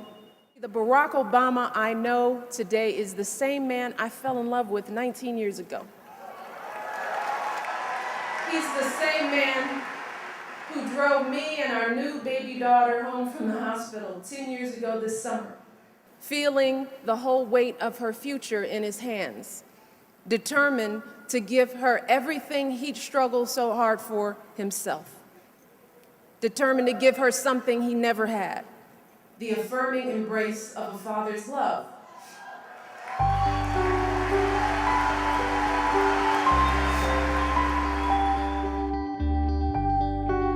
This is a good thing. They got me running around like that. It's nuts. Now, I am very honored and thrilled to be introducing to you the next First Lady of the United States. My friend, your friend, Michelle Obama.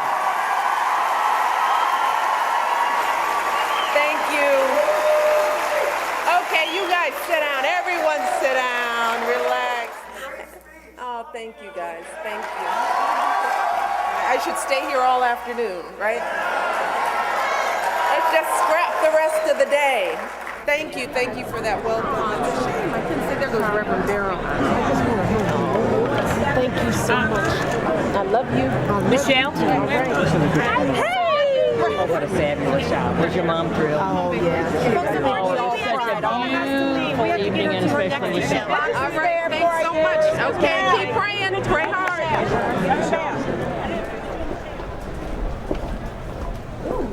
Touch the beef. Touch the beef. As of right now, we have 1 hour and 45 minutes before we need to leave for the convention.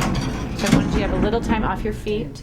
You have to change your clothes. You need to eat a little dinner. It's not enough time. We know. It's not enough. That's tomorrow's video. It's not direct to camera.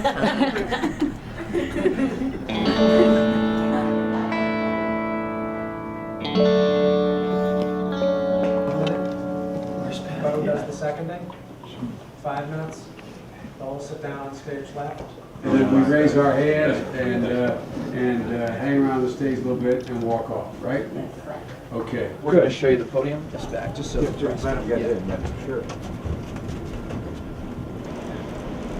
Up there, Delaware, right here. Are you exhausted yet? I'm a little sleepy, but then I wake up and I get started. Yeah, give her a high five. All right, you made it. Then I get that second and third win. What did I make it to? Hey, it's a park. All that matters. He didn't know. Go, run, be free. Play in the park. All right, we're moving on. Good morning. Man, isn't this is the best thing to be doing at 7 o'clock in the morning, right? Being out in the sun in a park doing some service, this is a good thing.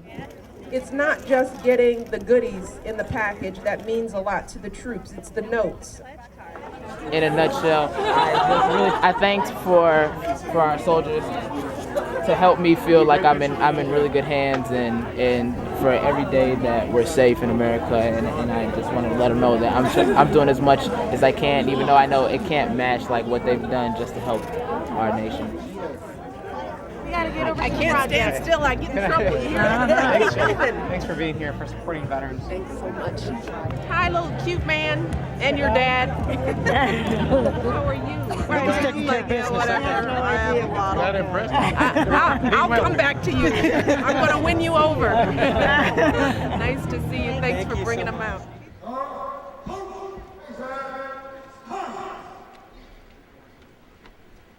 All in favor of the motion to suspend the rules and nominate by acclamation Barack Obama as the Democratic Party's presidential candidate, please say aye. 2/3 of the delegates having voted in the affirmative, the motion is adopted.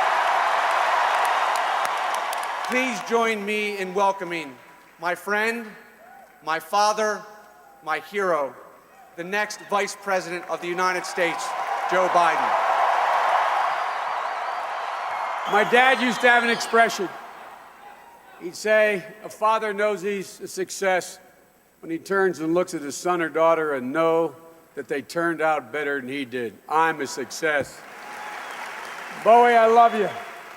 I'm so proud of you. After the accident, my mom, she told me, she said, Joey, God sends no cross that you cannot bear. And when I triumphed, my mother was quick to remind me it was because of others. My mother's creed is the American creed. No one is better than you. Everyone is your equal, and everyone is equal to you. So this will be the point you'll leave when you take your first steps out of stage. This will be all right, so I'm going right out here. Yep. This will be when the video ends. Be straight out here. What's that?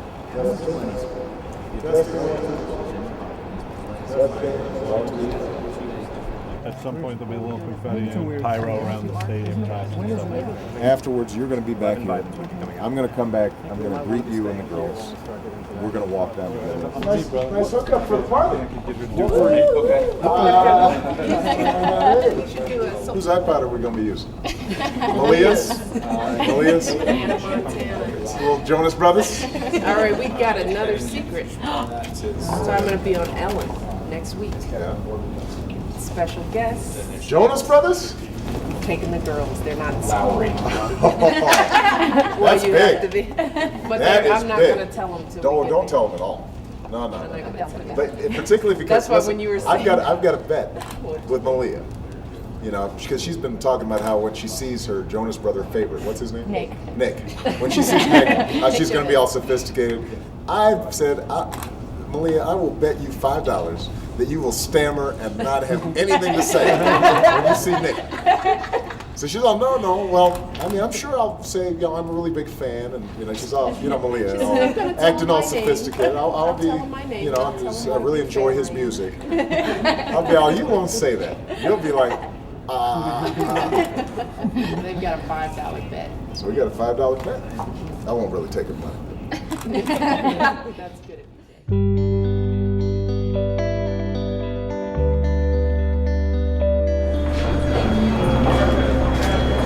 you know Biden's coming right after you. I think they're trying to hold right now.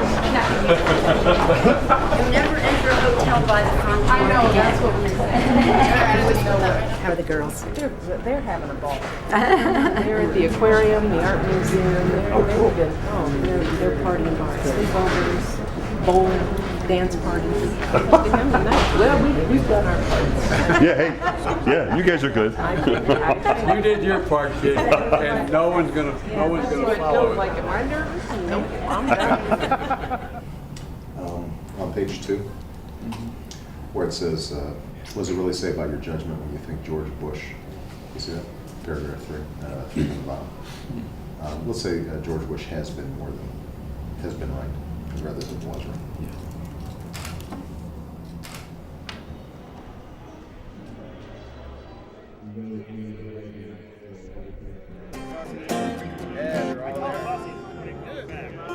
Yes, sir. Back. Yeah. Hey, 2. There you go. Yeah. Hey, 2. Not too much. What's the difference between there and... Tie okay? Decided to go with red. Everybody's now imitated us with blue. Okay. Don't you think? I like red. I like Plus, I want to make sure that David, like pink. I like it. To a country weary of the politics of division and deadlock. Yeah. What's your favorite color? You know, I think I gotta go with blue. Dark blue? Do you like dark blue or light blue? Do you like dark blue or light blue? I think it's dark. Dark blue.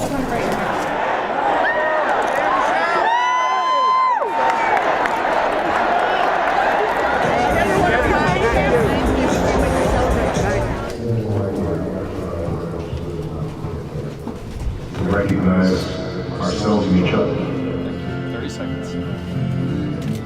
Make sure that opportunity is there. Not just some people, but for all of us.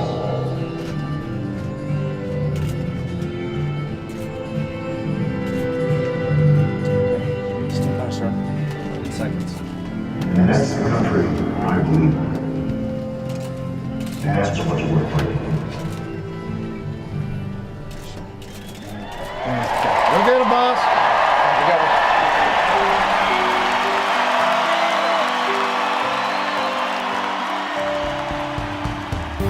With profound gratitude and great humility, I accept your nomination for presidency of the United States. All across America, something is stirring. Change happens because the American people demand it, because they rise up and insist on new ideas and new leadership, a new politics for a new time.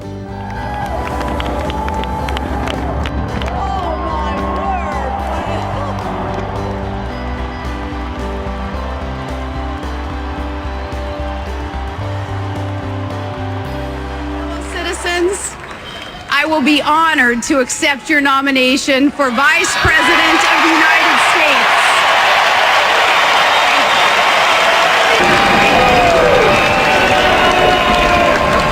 I love those hockey moms. You know, they say the difference between a hockey mom and a pit bull? Lipstick. As mayor of my hometown, and since our opponents in this presidential election seem to look down on that experience, let me explain to them what the job involves.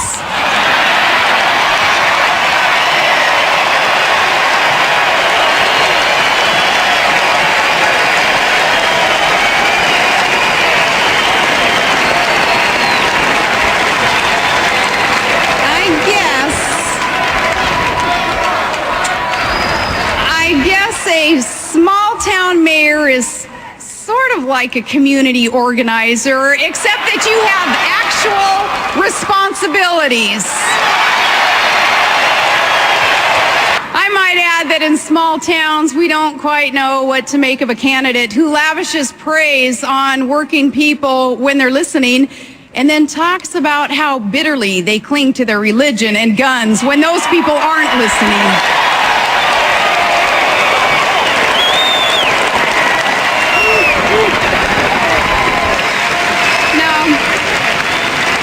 We tend to prefer candidates who don't talk about us one way in Scranton and another way in San Francisco.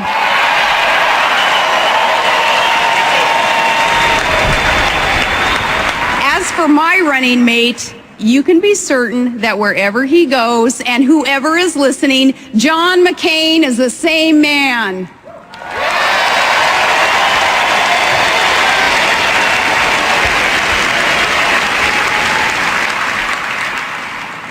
Well, I'm not a member of the permanent political establishment. And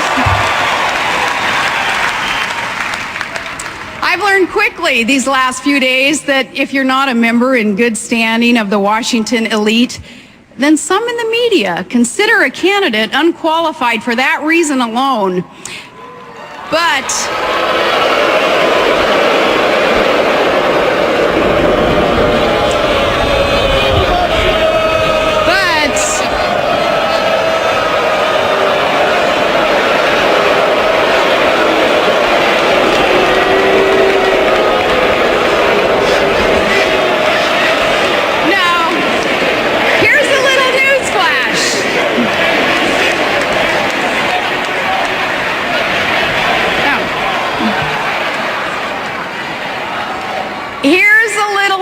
flash for those reporters and commentators. I'm not going to Washington to seek their good opinion. I'm going to Washington to serve the people of this great country.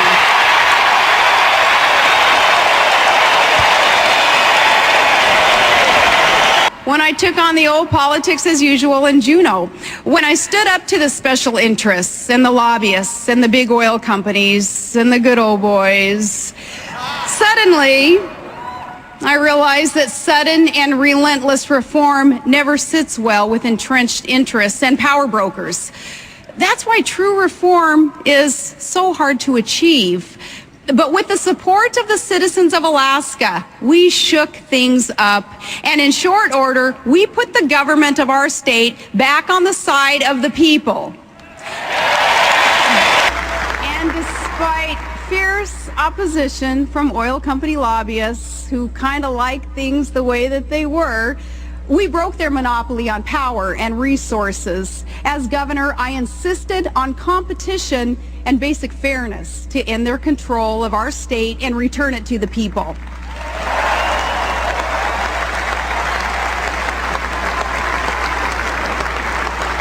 I fought to bring about the largest private sector infrastructure project in North American history. And when that deal was struck, we began a nearly $40 billion natural gas pipeline to help lead America to energy independence.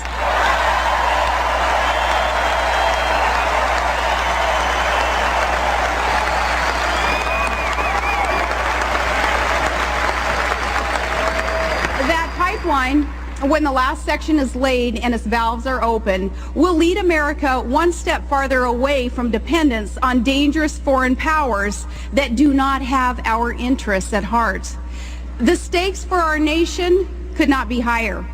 When a hurricane strikes in the Gulf of Mexico, this country should not be so dependent on imported oil that we're forced to draw from our strategic petroleum reserve. And families cannot throw more and more of their paychecks on gas and heating oil.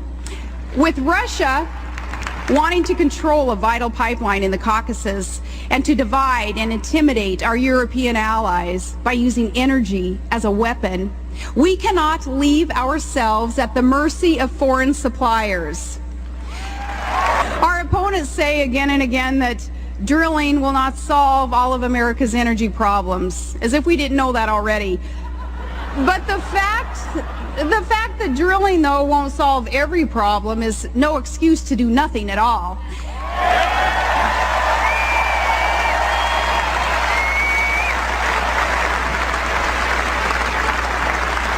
Starting in January, in a McCain-Palin administration, we're going to lay more pipelines and build more nuclear plants and create jobs with clean coal and move forward on solar, wind, geothermal, and other alternative sources. We need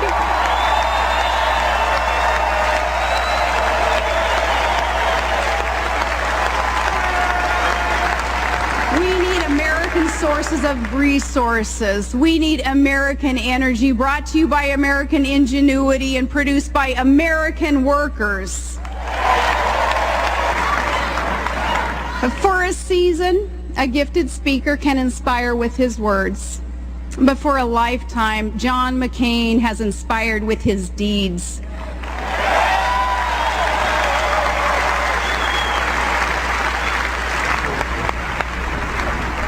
If character is the measure in this election, and hope the theme, and change the goal we share, then I ask you to join our cause. Join our cause and help America elect a great man as the next President of the United States.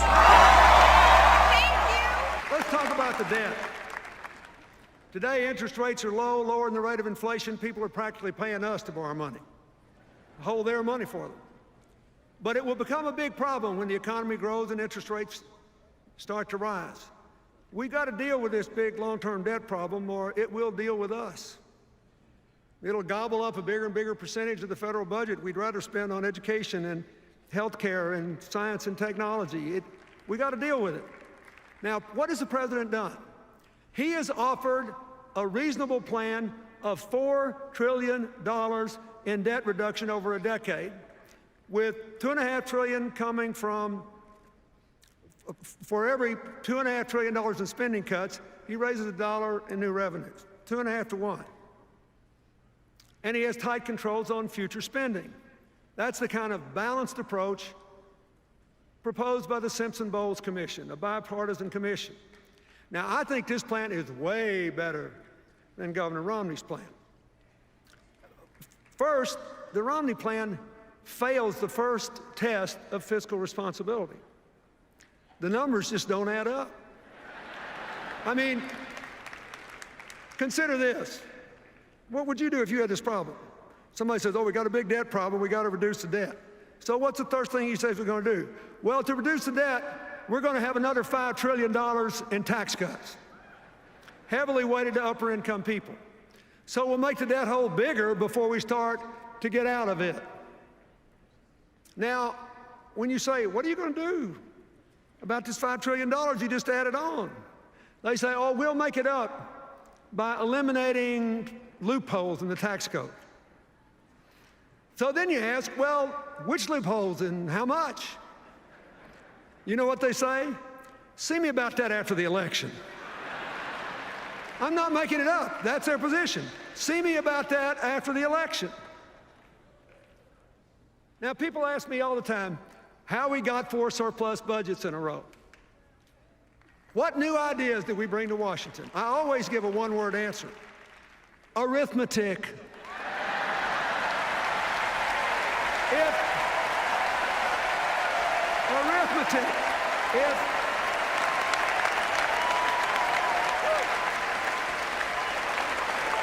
If they stay with this $5 trillion tax cut plan in a debt reduction plan, the arithmetic tells us, no matter what they say, one of 3 things is about to happen. One, assuming they try to do what they say they'll do, cover it by deductions, cutting those deductions. One, they'll have to eliminate so many deductions, like the ones for home mortgages and charitable giving, that middle-class families will see their tax bills go up an average of $2,000, while anybody who makes $3 million or more will see their tax bill go down $250,000. Or, two, they'll have to cut so much spending that they'll obliterate the budget for the national parks for ensuring clean air, clean water, safe food, safe air travel. They'll cut way back on Pell Grants, college loans, early childhood education, child nutrition programs, all the programs that help to empower middle-class families and help poor kids. Oh, they'll cut back on investments in roads and bridges and science and technology and biomedical research. That's what they'll do. They'll hurt the middle class and the poor and put the future on hold to give tax cuts to upper-income people who've been getting it all along. Or three, in spite of all the rhetoric, they'll just do what they've been doing for more than 30 years. They'll go in and cut the taxes way more than they cut spending, especially with that big defense increase, and they'll just explode the debt and weaken the economy.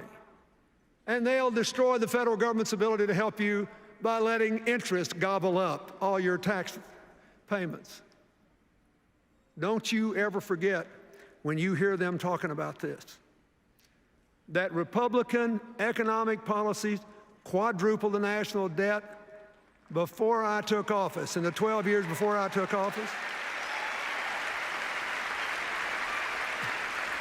and double the debt in the 8 years after I left, because it defied arithmetic.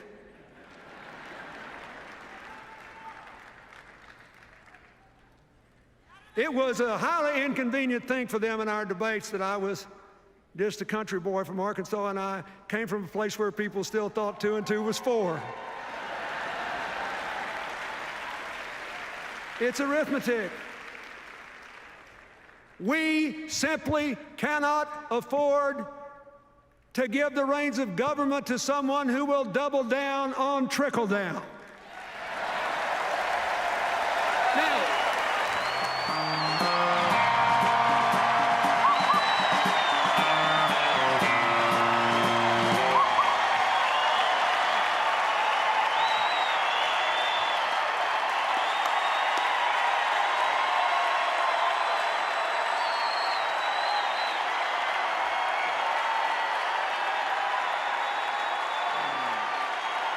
Thank you very much.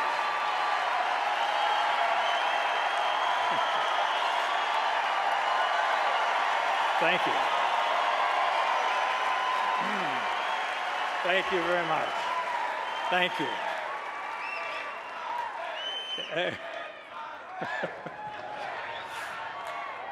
Save a little for Mitt. Now, I know what you're thinking. You're thinking, what's a movie tradesman doing out here? You know, they're all left-wingers out there, left of Lenin. At least that's what people think, but that's not really the case. There's a lot of conservative people, a lot of moderate people, Republicans, Democrats in Hollywood. It's just that conservative people, by the nature of the word itself, play a little more close to the vest, and they don't go around hot dogging it. So,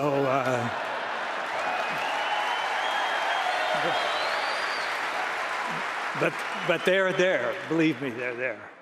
And I just, I think that, in fact, there's some of them around town. I saw John Voight. There's a lot of people around here in town. John's here, Academy Award winner, terrific guy. And these people are all like-minded, like all of us. So I've got Mr. Obama sitting here. And he's, I just was going to ask him a couple questions. But, you know, about, I remember 3.5 years ago when Mr. Obama won the election.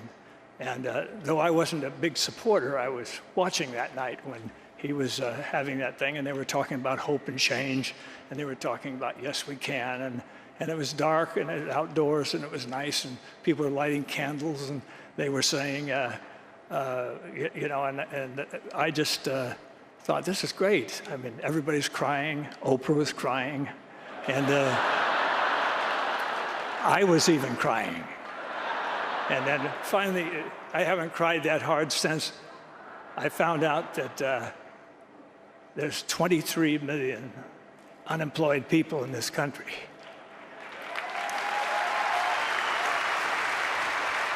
And now that is something to cry for, because that is a disgrace, a national disgrace, and we haven't done enough, obviously. This administration hasn't done enough to cure that. And whatever interest they have is not strong enough. And I think possibly now it may be time for somebody else to come along and solve the problem.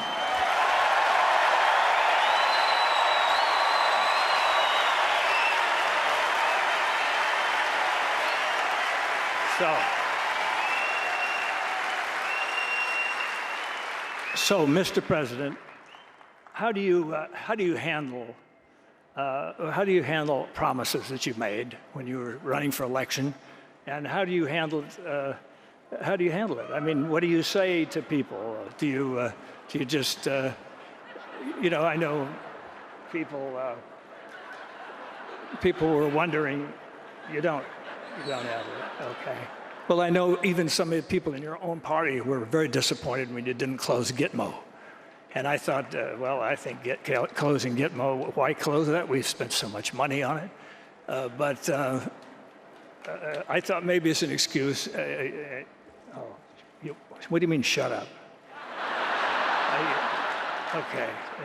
I thought it was just because somebody had a stupid idea of trying terrorists in downtown New York City. Maybe that was it.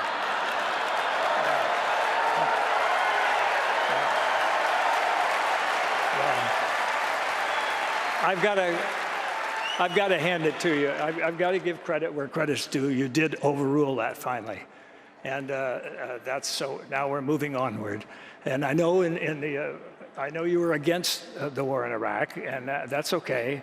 But you thought the war in Afghanistan was okay. I mean, you thought that was something that was worth doing. We didn't check with the Russians to see how they did there for the 10 years, but it. We did it, and it was, you know, it's something to be thought about, and I think that that when we get to maybe, I think you mentioned something about having a target date for bringing everybody home, and you give that target date, and I think Mr. Romney asked the only sensible question, and he says, why are you giving the date out now? Why don't you just bring them home tomorrow morning? And I thought, yeah, I'm not going to shut up. It's my turn. So anyway, we're going to have to have a little chat about that. And then I just wondered, all these promises, and then I wondered about you know, when the what do you want me to tell Romney? I can't tell him to do that. Can't do that to himself. You're crazy. You're absolutely crazy.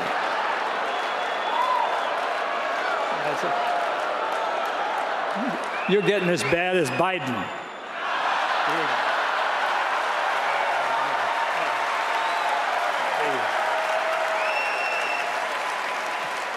Of course, we all know Biden is the intellect of the Democratic Party. So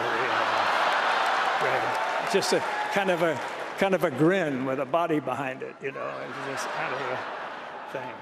But I just think that there's so much to be done, and I think that Mr. Romney and Mr. Ryan or two guys that can come along. I never thought that it was a good idea for attorneys to be president anyway, because it.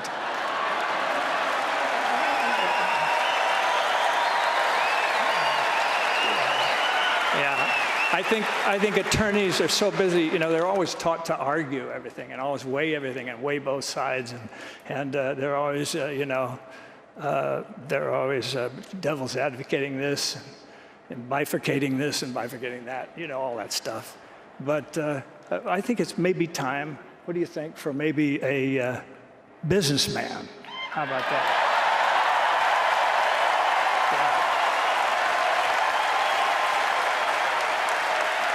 A stellar businessman, quote unquote, a stellar businessman. And I think it's that time. And I think if you just kind of stepped aside and Mr. Romney can kind of take over, you could still use the plane. Though maybe a smaller one, not that big gas guzzler that you're driving around when you're going around to colleges and talking about student loans and stuff like that. I think you're an ecological man. Why would you want to drive that truck around? Okay. Well, anyway. All right. I'm sorry. I can't do that to myself either. So, anyway. I'll see. But I'd just like to say something, ladies and gentlemen. Something that I think is very important is that we own this country.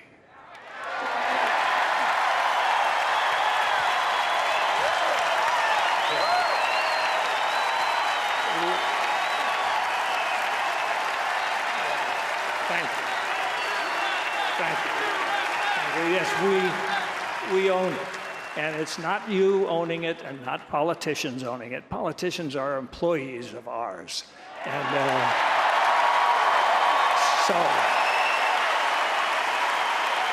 they're just going to come around and beg for votes every few years, and it's the same old deal. But I just think that it's important that you realize that and that you're the best in the world. And whether you're Democrat or whether you're a Republican or whether you're libertarian or whatever, you're the best, and we should not ever forget that. And when somebody does not do the job, we got to let them go.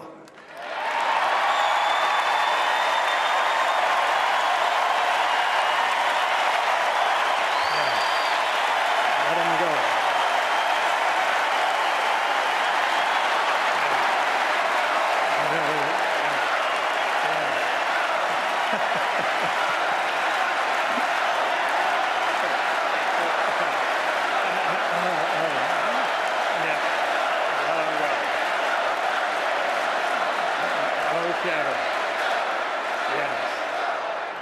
Okay, just remember that. And I'm speaking out for everybody out there. It doesn't hurt. We don't have to be... I don't say that word anymore. Well, maybe one last time. We don't have to be, what I'm saying is we don't have to be mental masochists and vote for somebody that we don't even really want in office. Just because they seem to be nice guys, or maybe not so nice guys if you look at some of the recent ads going out there, I don't know. But okay, you want to make my day, huh? All right.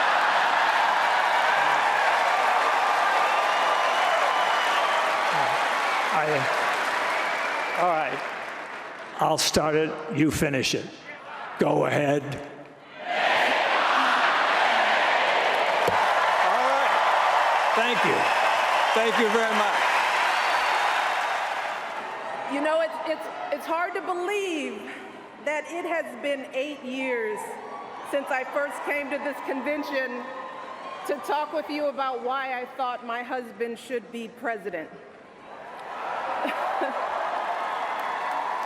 Remember how I told you about his character and conviction, his decency and his grace, the traits that we've seen every day that he served our country in the White House. I also told you about our daughters, how they are the heart of our hearts the center of our world, and during our time in the White House, we've had the joy of watching them grow from bubbly little girls into poised young women, a journey that started soon after we arrived in Washington, when they set off for their first day at their new school. I will never forget that winter morning as I watched our girls, just 7 and 10 years old, pile into those black SUVs with all those big men with guns. And I saw their little faces pressed up against the window, and the only thing I could think was, what have we done? See, because at that moment, I realized that our time in the White House would form the foundation for who they would become, and how well we managed this experience could truly make or break them. That is what Barack and I think about every day as we try to guide and protect our girls through the challenges of this unusual life in the spotlight. How we urge them to ignore those who question their father's citizenship or faith. How we insist that the hateful language they hear from public figures on TV does not represent the true spirit of this country. How we explain that when someone is cruel or acts like a bully, you don't stoop to their level. No, our motto is, when they go low, we go high.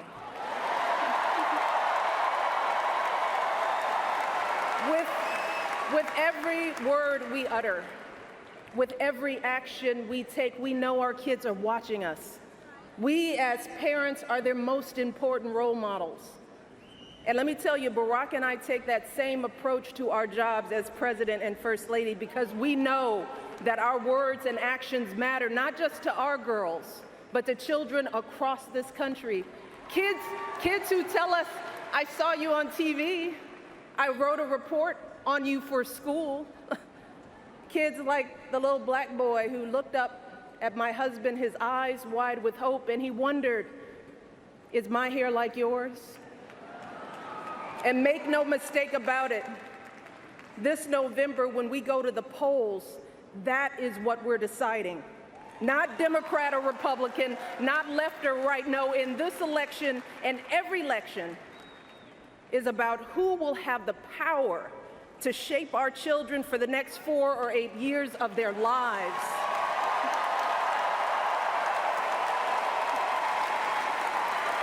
And I am here tonight because in this election, there is only one person who I trust with that responsibility. Only one person who I believe is truly qualified to be President of the United States, and that is our friend, Hillary Clinton.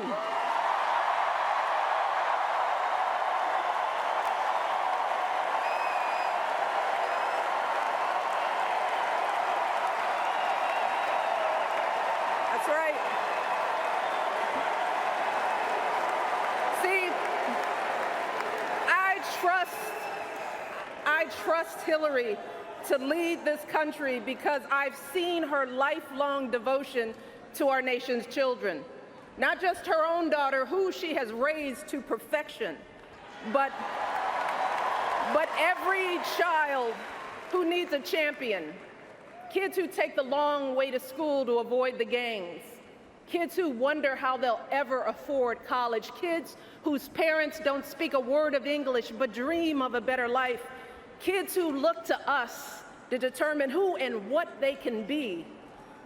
You see, Hillary has spent decades doing the relentless, thankless work to actually make a difference in their lives.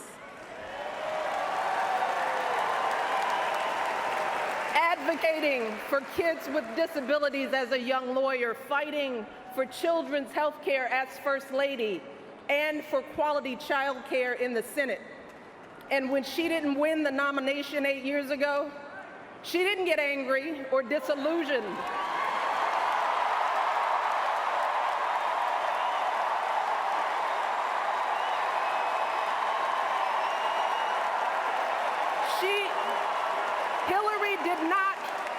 Hillary did not pack up and go home. Because as a true public servant, Hillary knows that this is so much bigger than her own desires and disappointments. So she proudly stepped up to serve our country once again as Secretary of State, traveling the globe to keep our kids safe. And look, there were plenty of moments when Hillary could have decided that this work was too hard, that the price of public service was too high, that she was tired of being picked apart for how she looks or how she talks or even how she laughs. But here's the thing. What I admire most about Hillary is that she never buckles under pressure. She never takes the easy way out. And Hillary Clinton has never quit on anything in her life.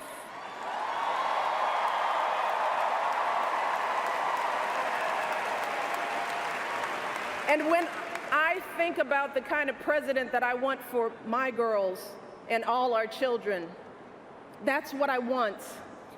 I want someone with the proven strength to persevere, someone who knows this job and takes it seriously, someone who understands that the issues a president faces are not black and white and cannot be boiled down to 140 characters.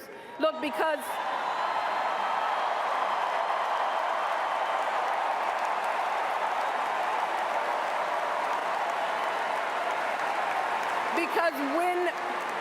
when you have the nuclear codes at your fingertips and the military in your command, you can't make snap decisions.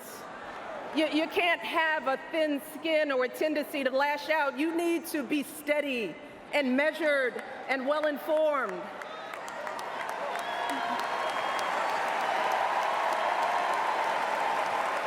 I want a president with a record of public service, someone whose life's work shows our children that we don't chase fame and fortune for ourselves. We fight to give everyone a chance to succeed. And we give back even when we're struggling ourselves, because we know that there is always someone worse off. And there, but for the grace of God, go I. I want a president who will teach our children that everyone in this country matters.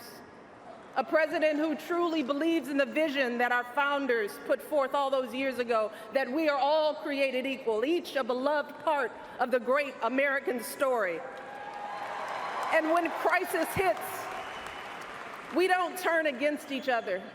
No, we listen to each other. We lean on each other because we are always stronger together.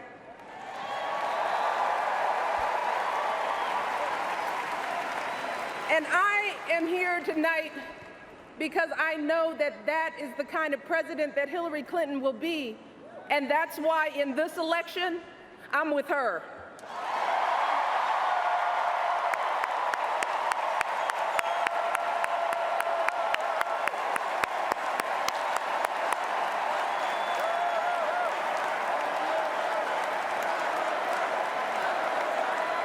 You see, Hillary understands that the president is about one thing and one thing only.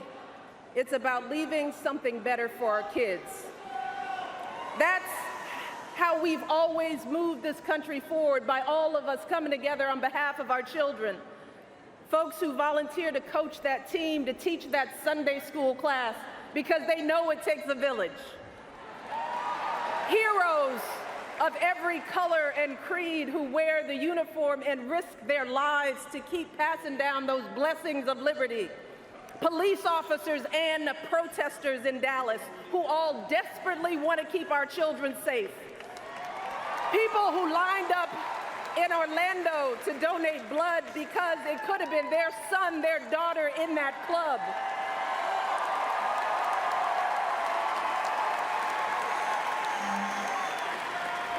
Leaders like Tim Kaine,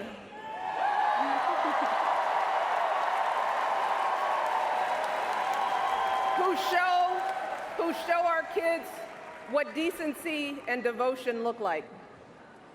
Leaders like Hillary Clinton, who has the guts and the grace to keep coming back and putting those cracks in that highest and hardest glass ceiling until she finally breaks through, lifting all of us along with her.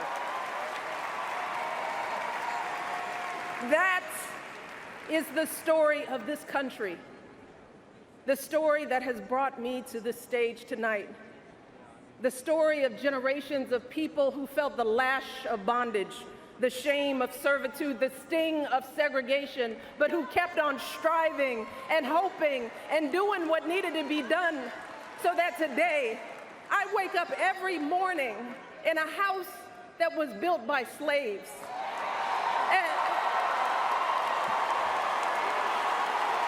And I watch my daughters, two beautiful, intelligent black young women, playing with their dogs on the White House lawn.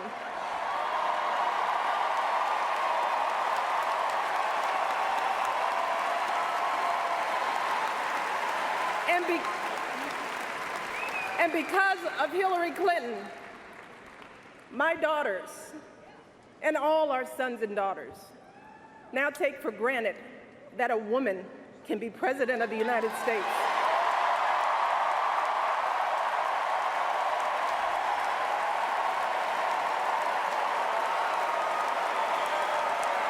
So look,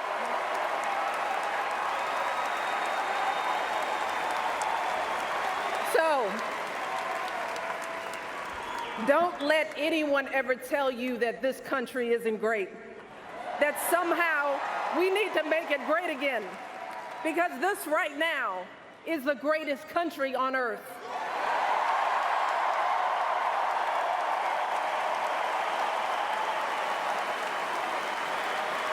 And as my daughters prepare to set out into the world, I want a leader who is worthy of that truth.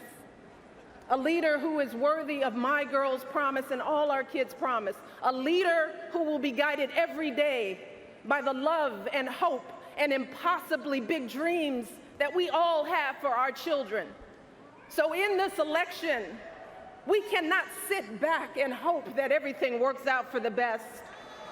We cannot afford to be tired or frustrated or cynical. No, hear me.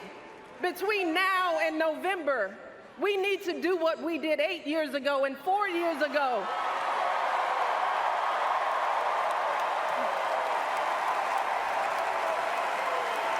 We need to knock on every door. We need to get out every vote. We need to pour every last ounce of our passion and our strength and our love for this country into electing Hillary Clinton as president of the United States of America. So let's get to work.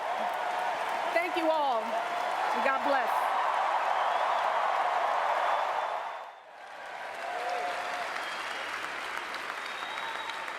That was the power of freedom.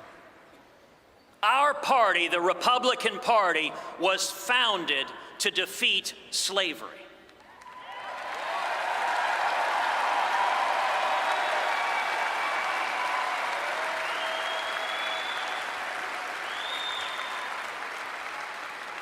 Abraham Lincoln, the first Republican president, signed the Emancipation Proclamation.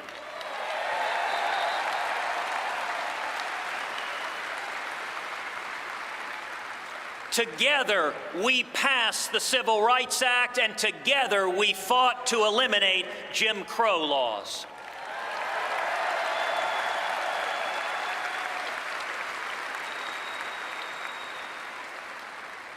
That's our collective legacy, although the media will never share it with you. Those were fights for freedom, and so is this.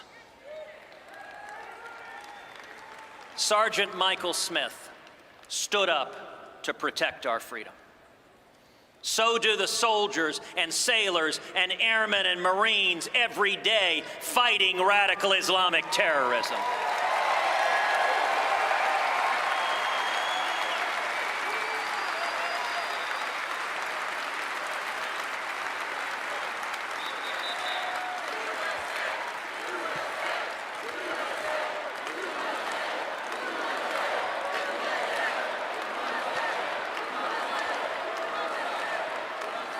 And so did the family of Alton Sterling, who bravely called to end the violence.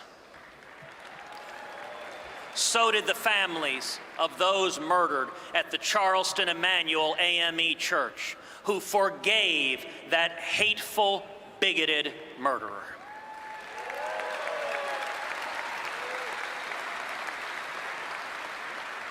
And so can we. We deserve leaders who stand for principle, who unite us all behind shared values, who cast aside anger for love. That is the standard we should expect from everybody. And to those listening, please don't stay home in November.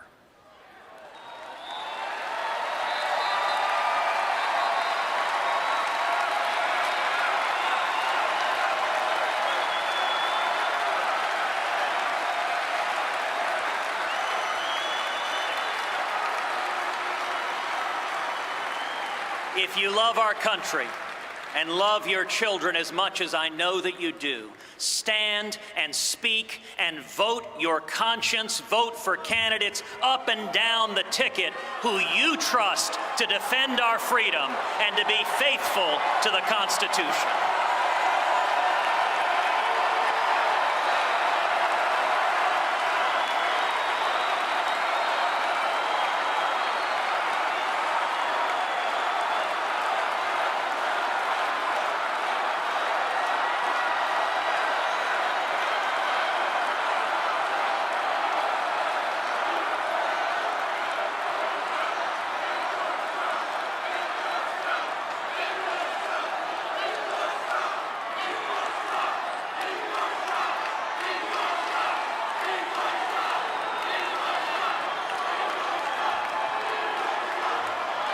I appreciate the enthusiasm of the New York delegation.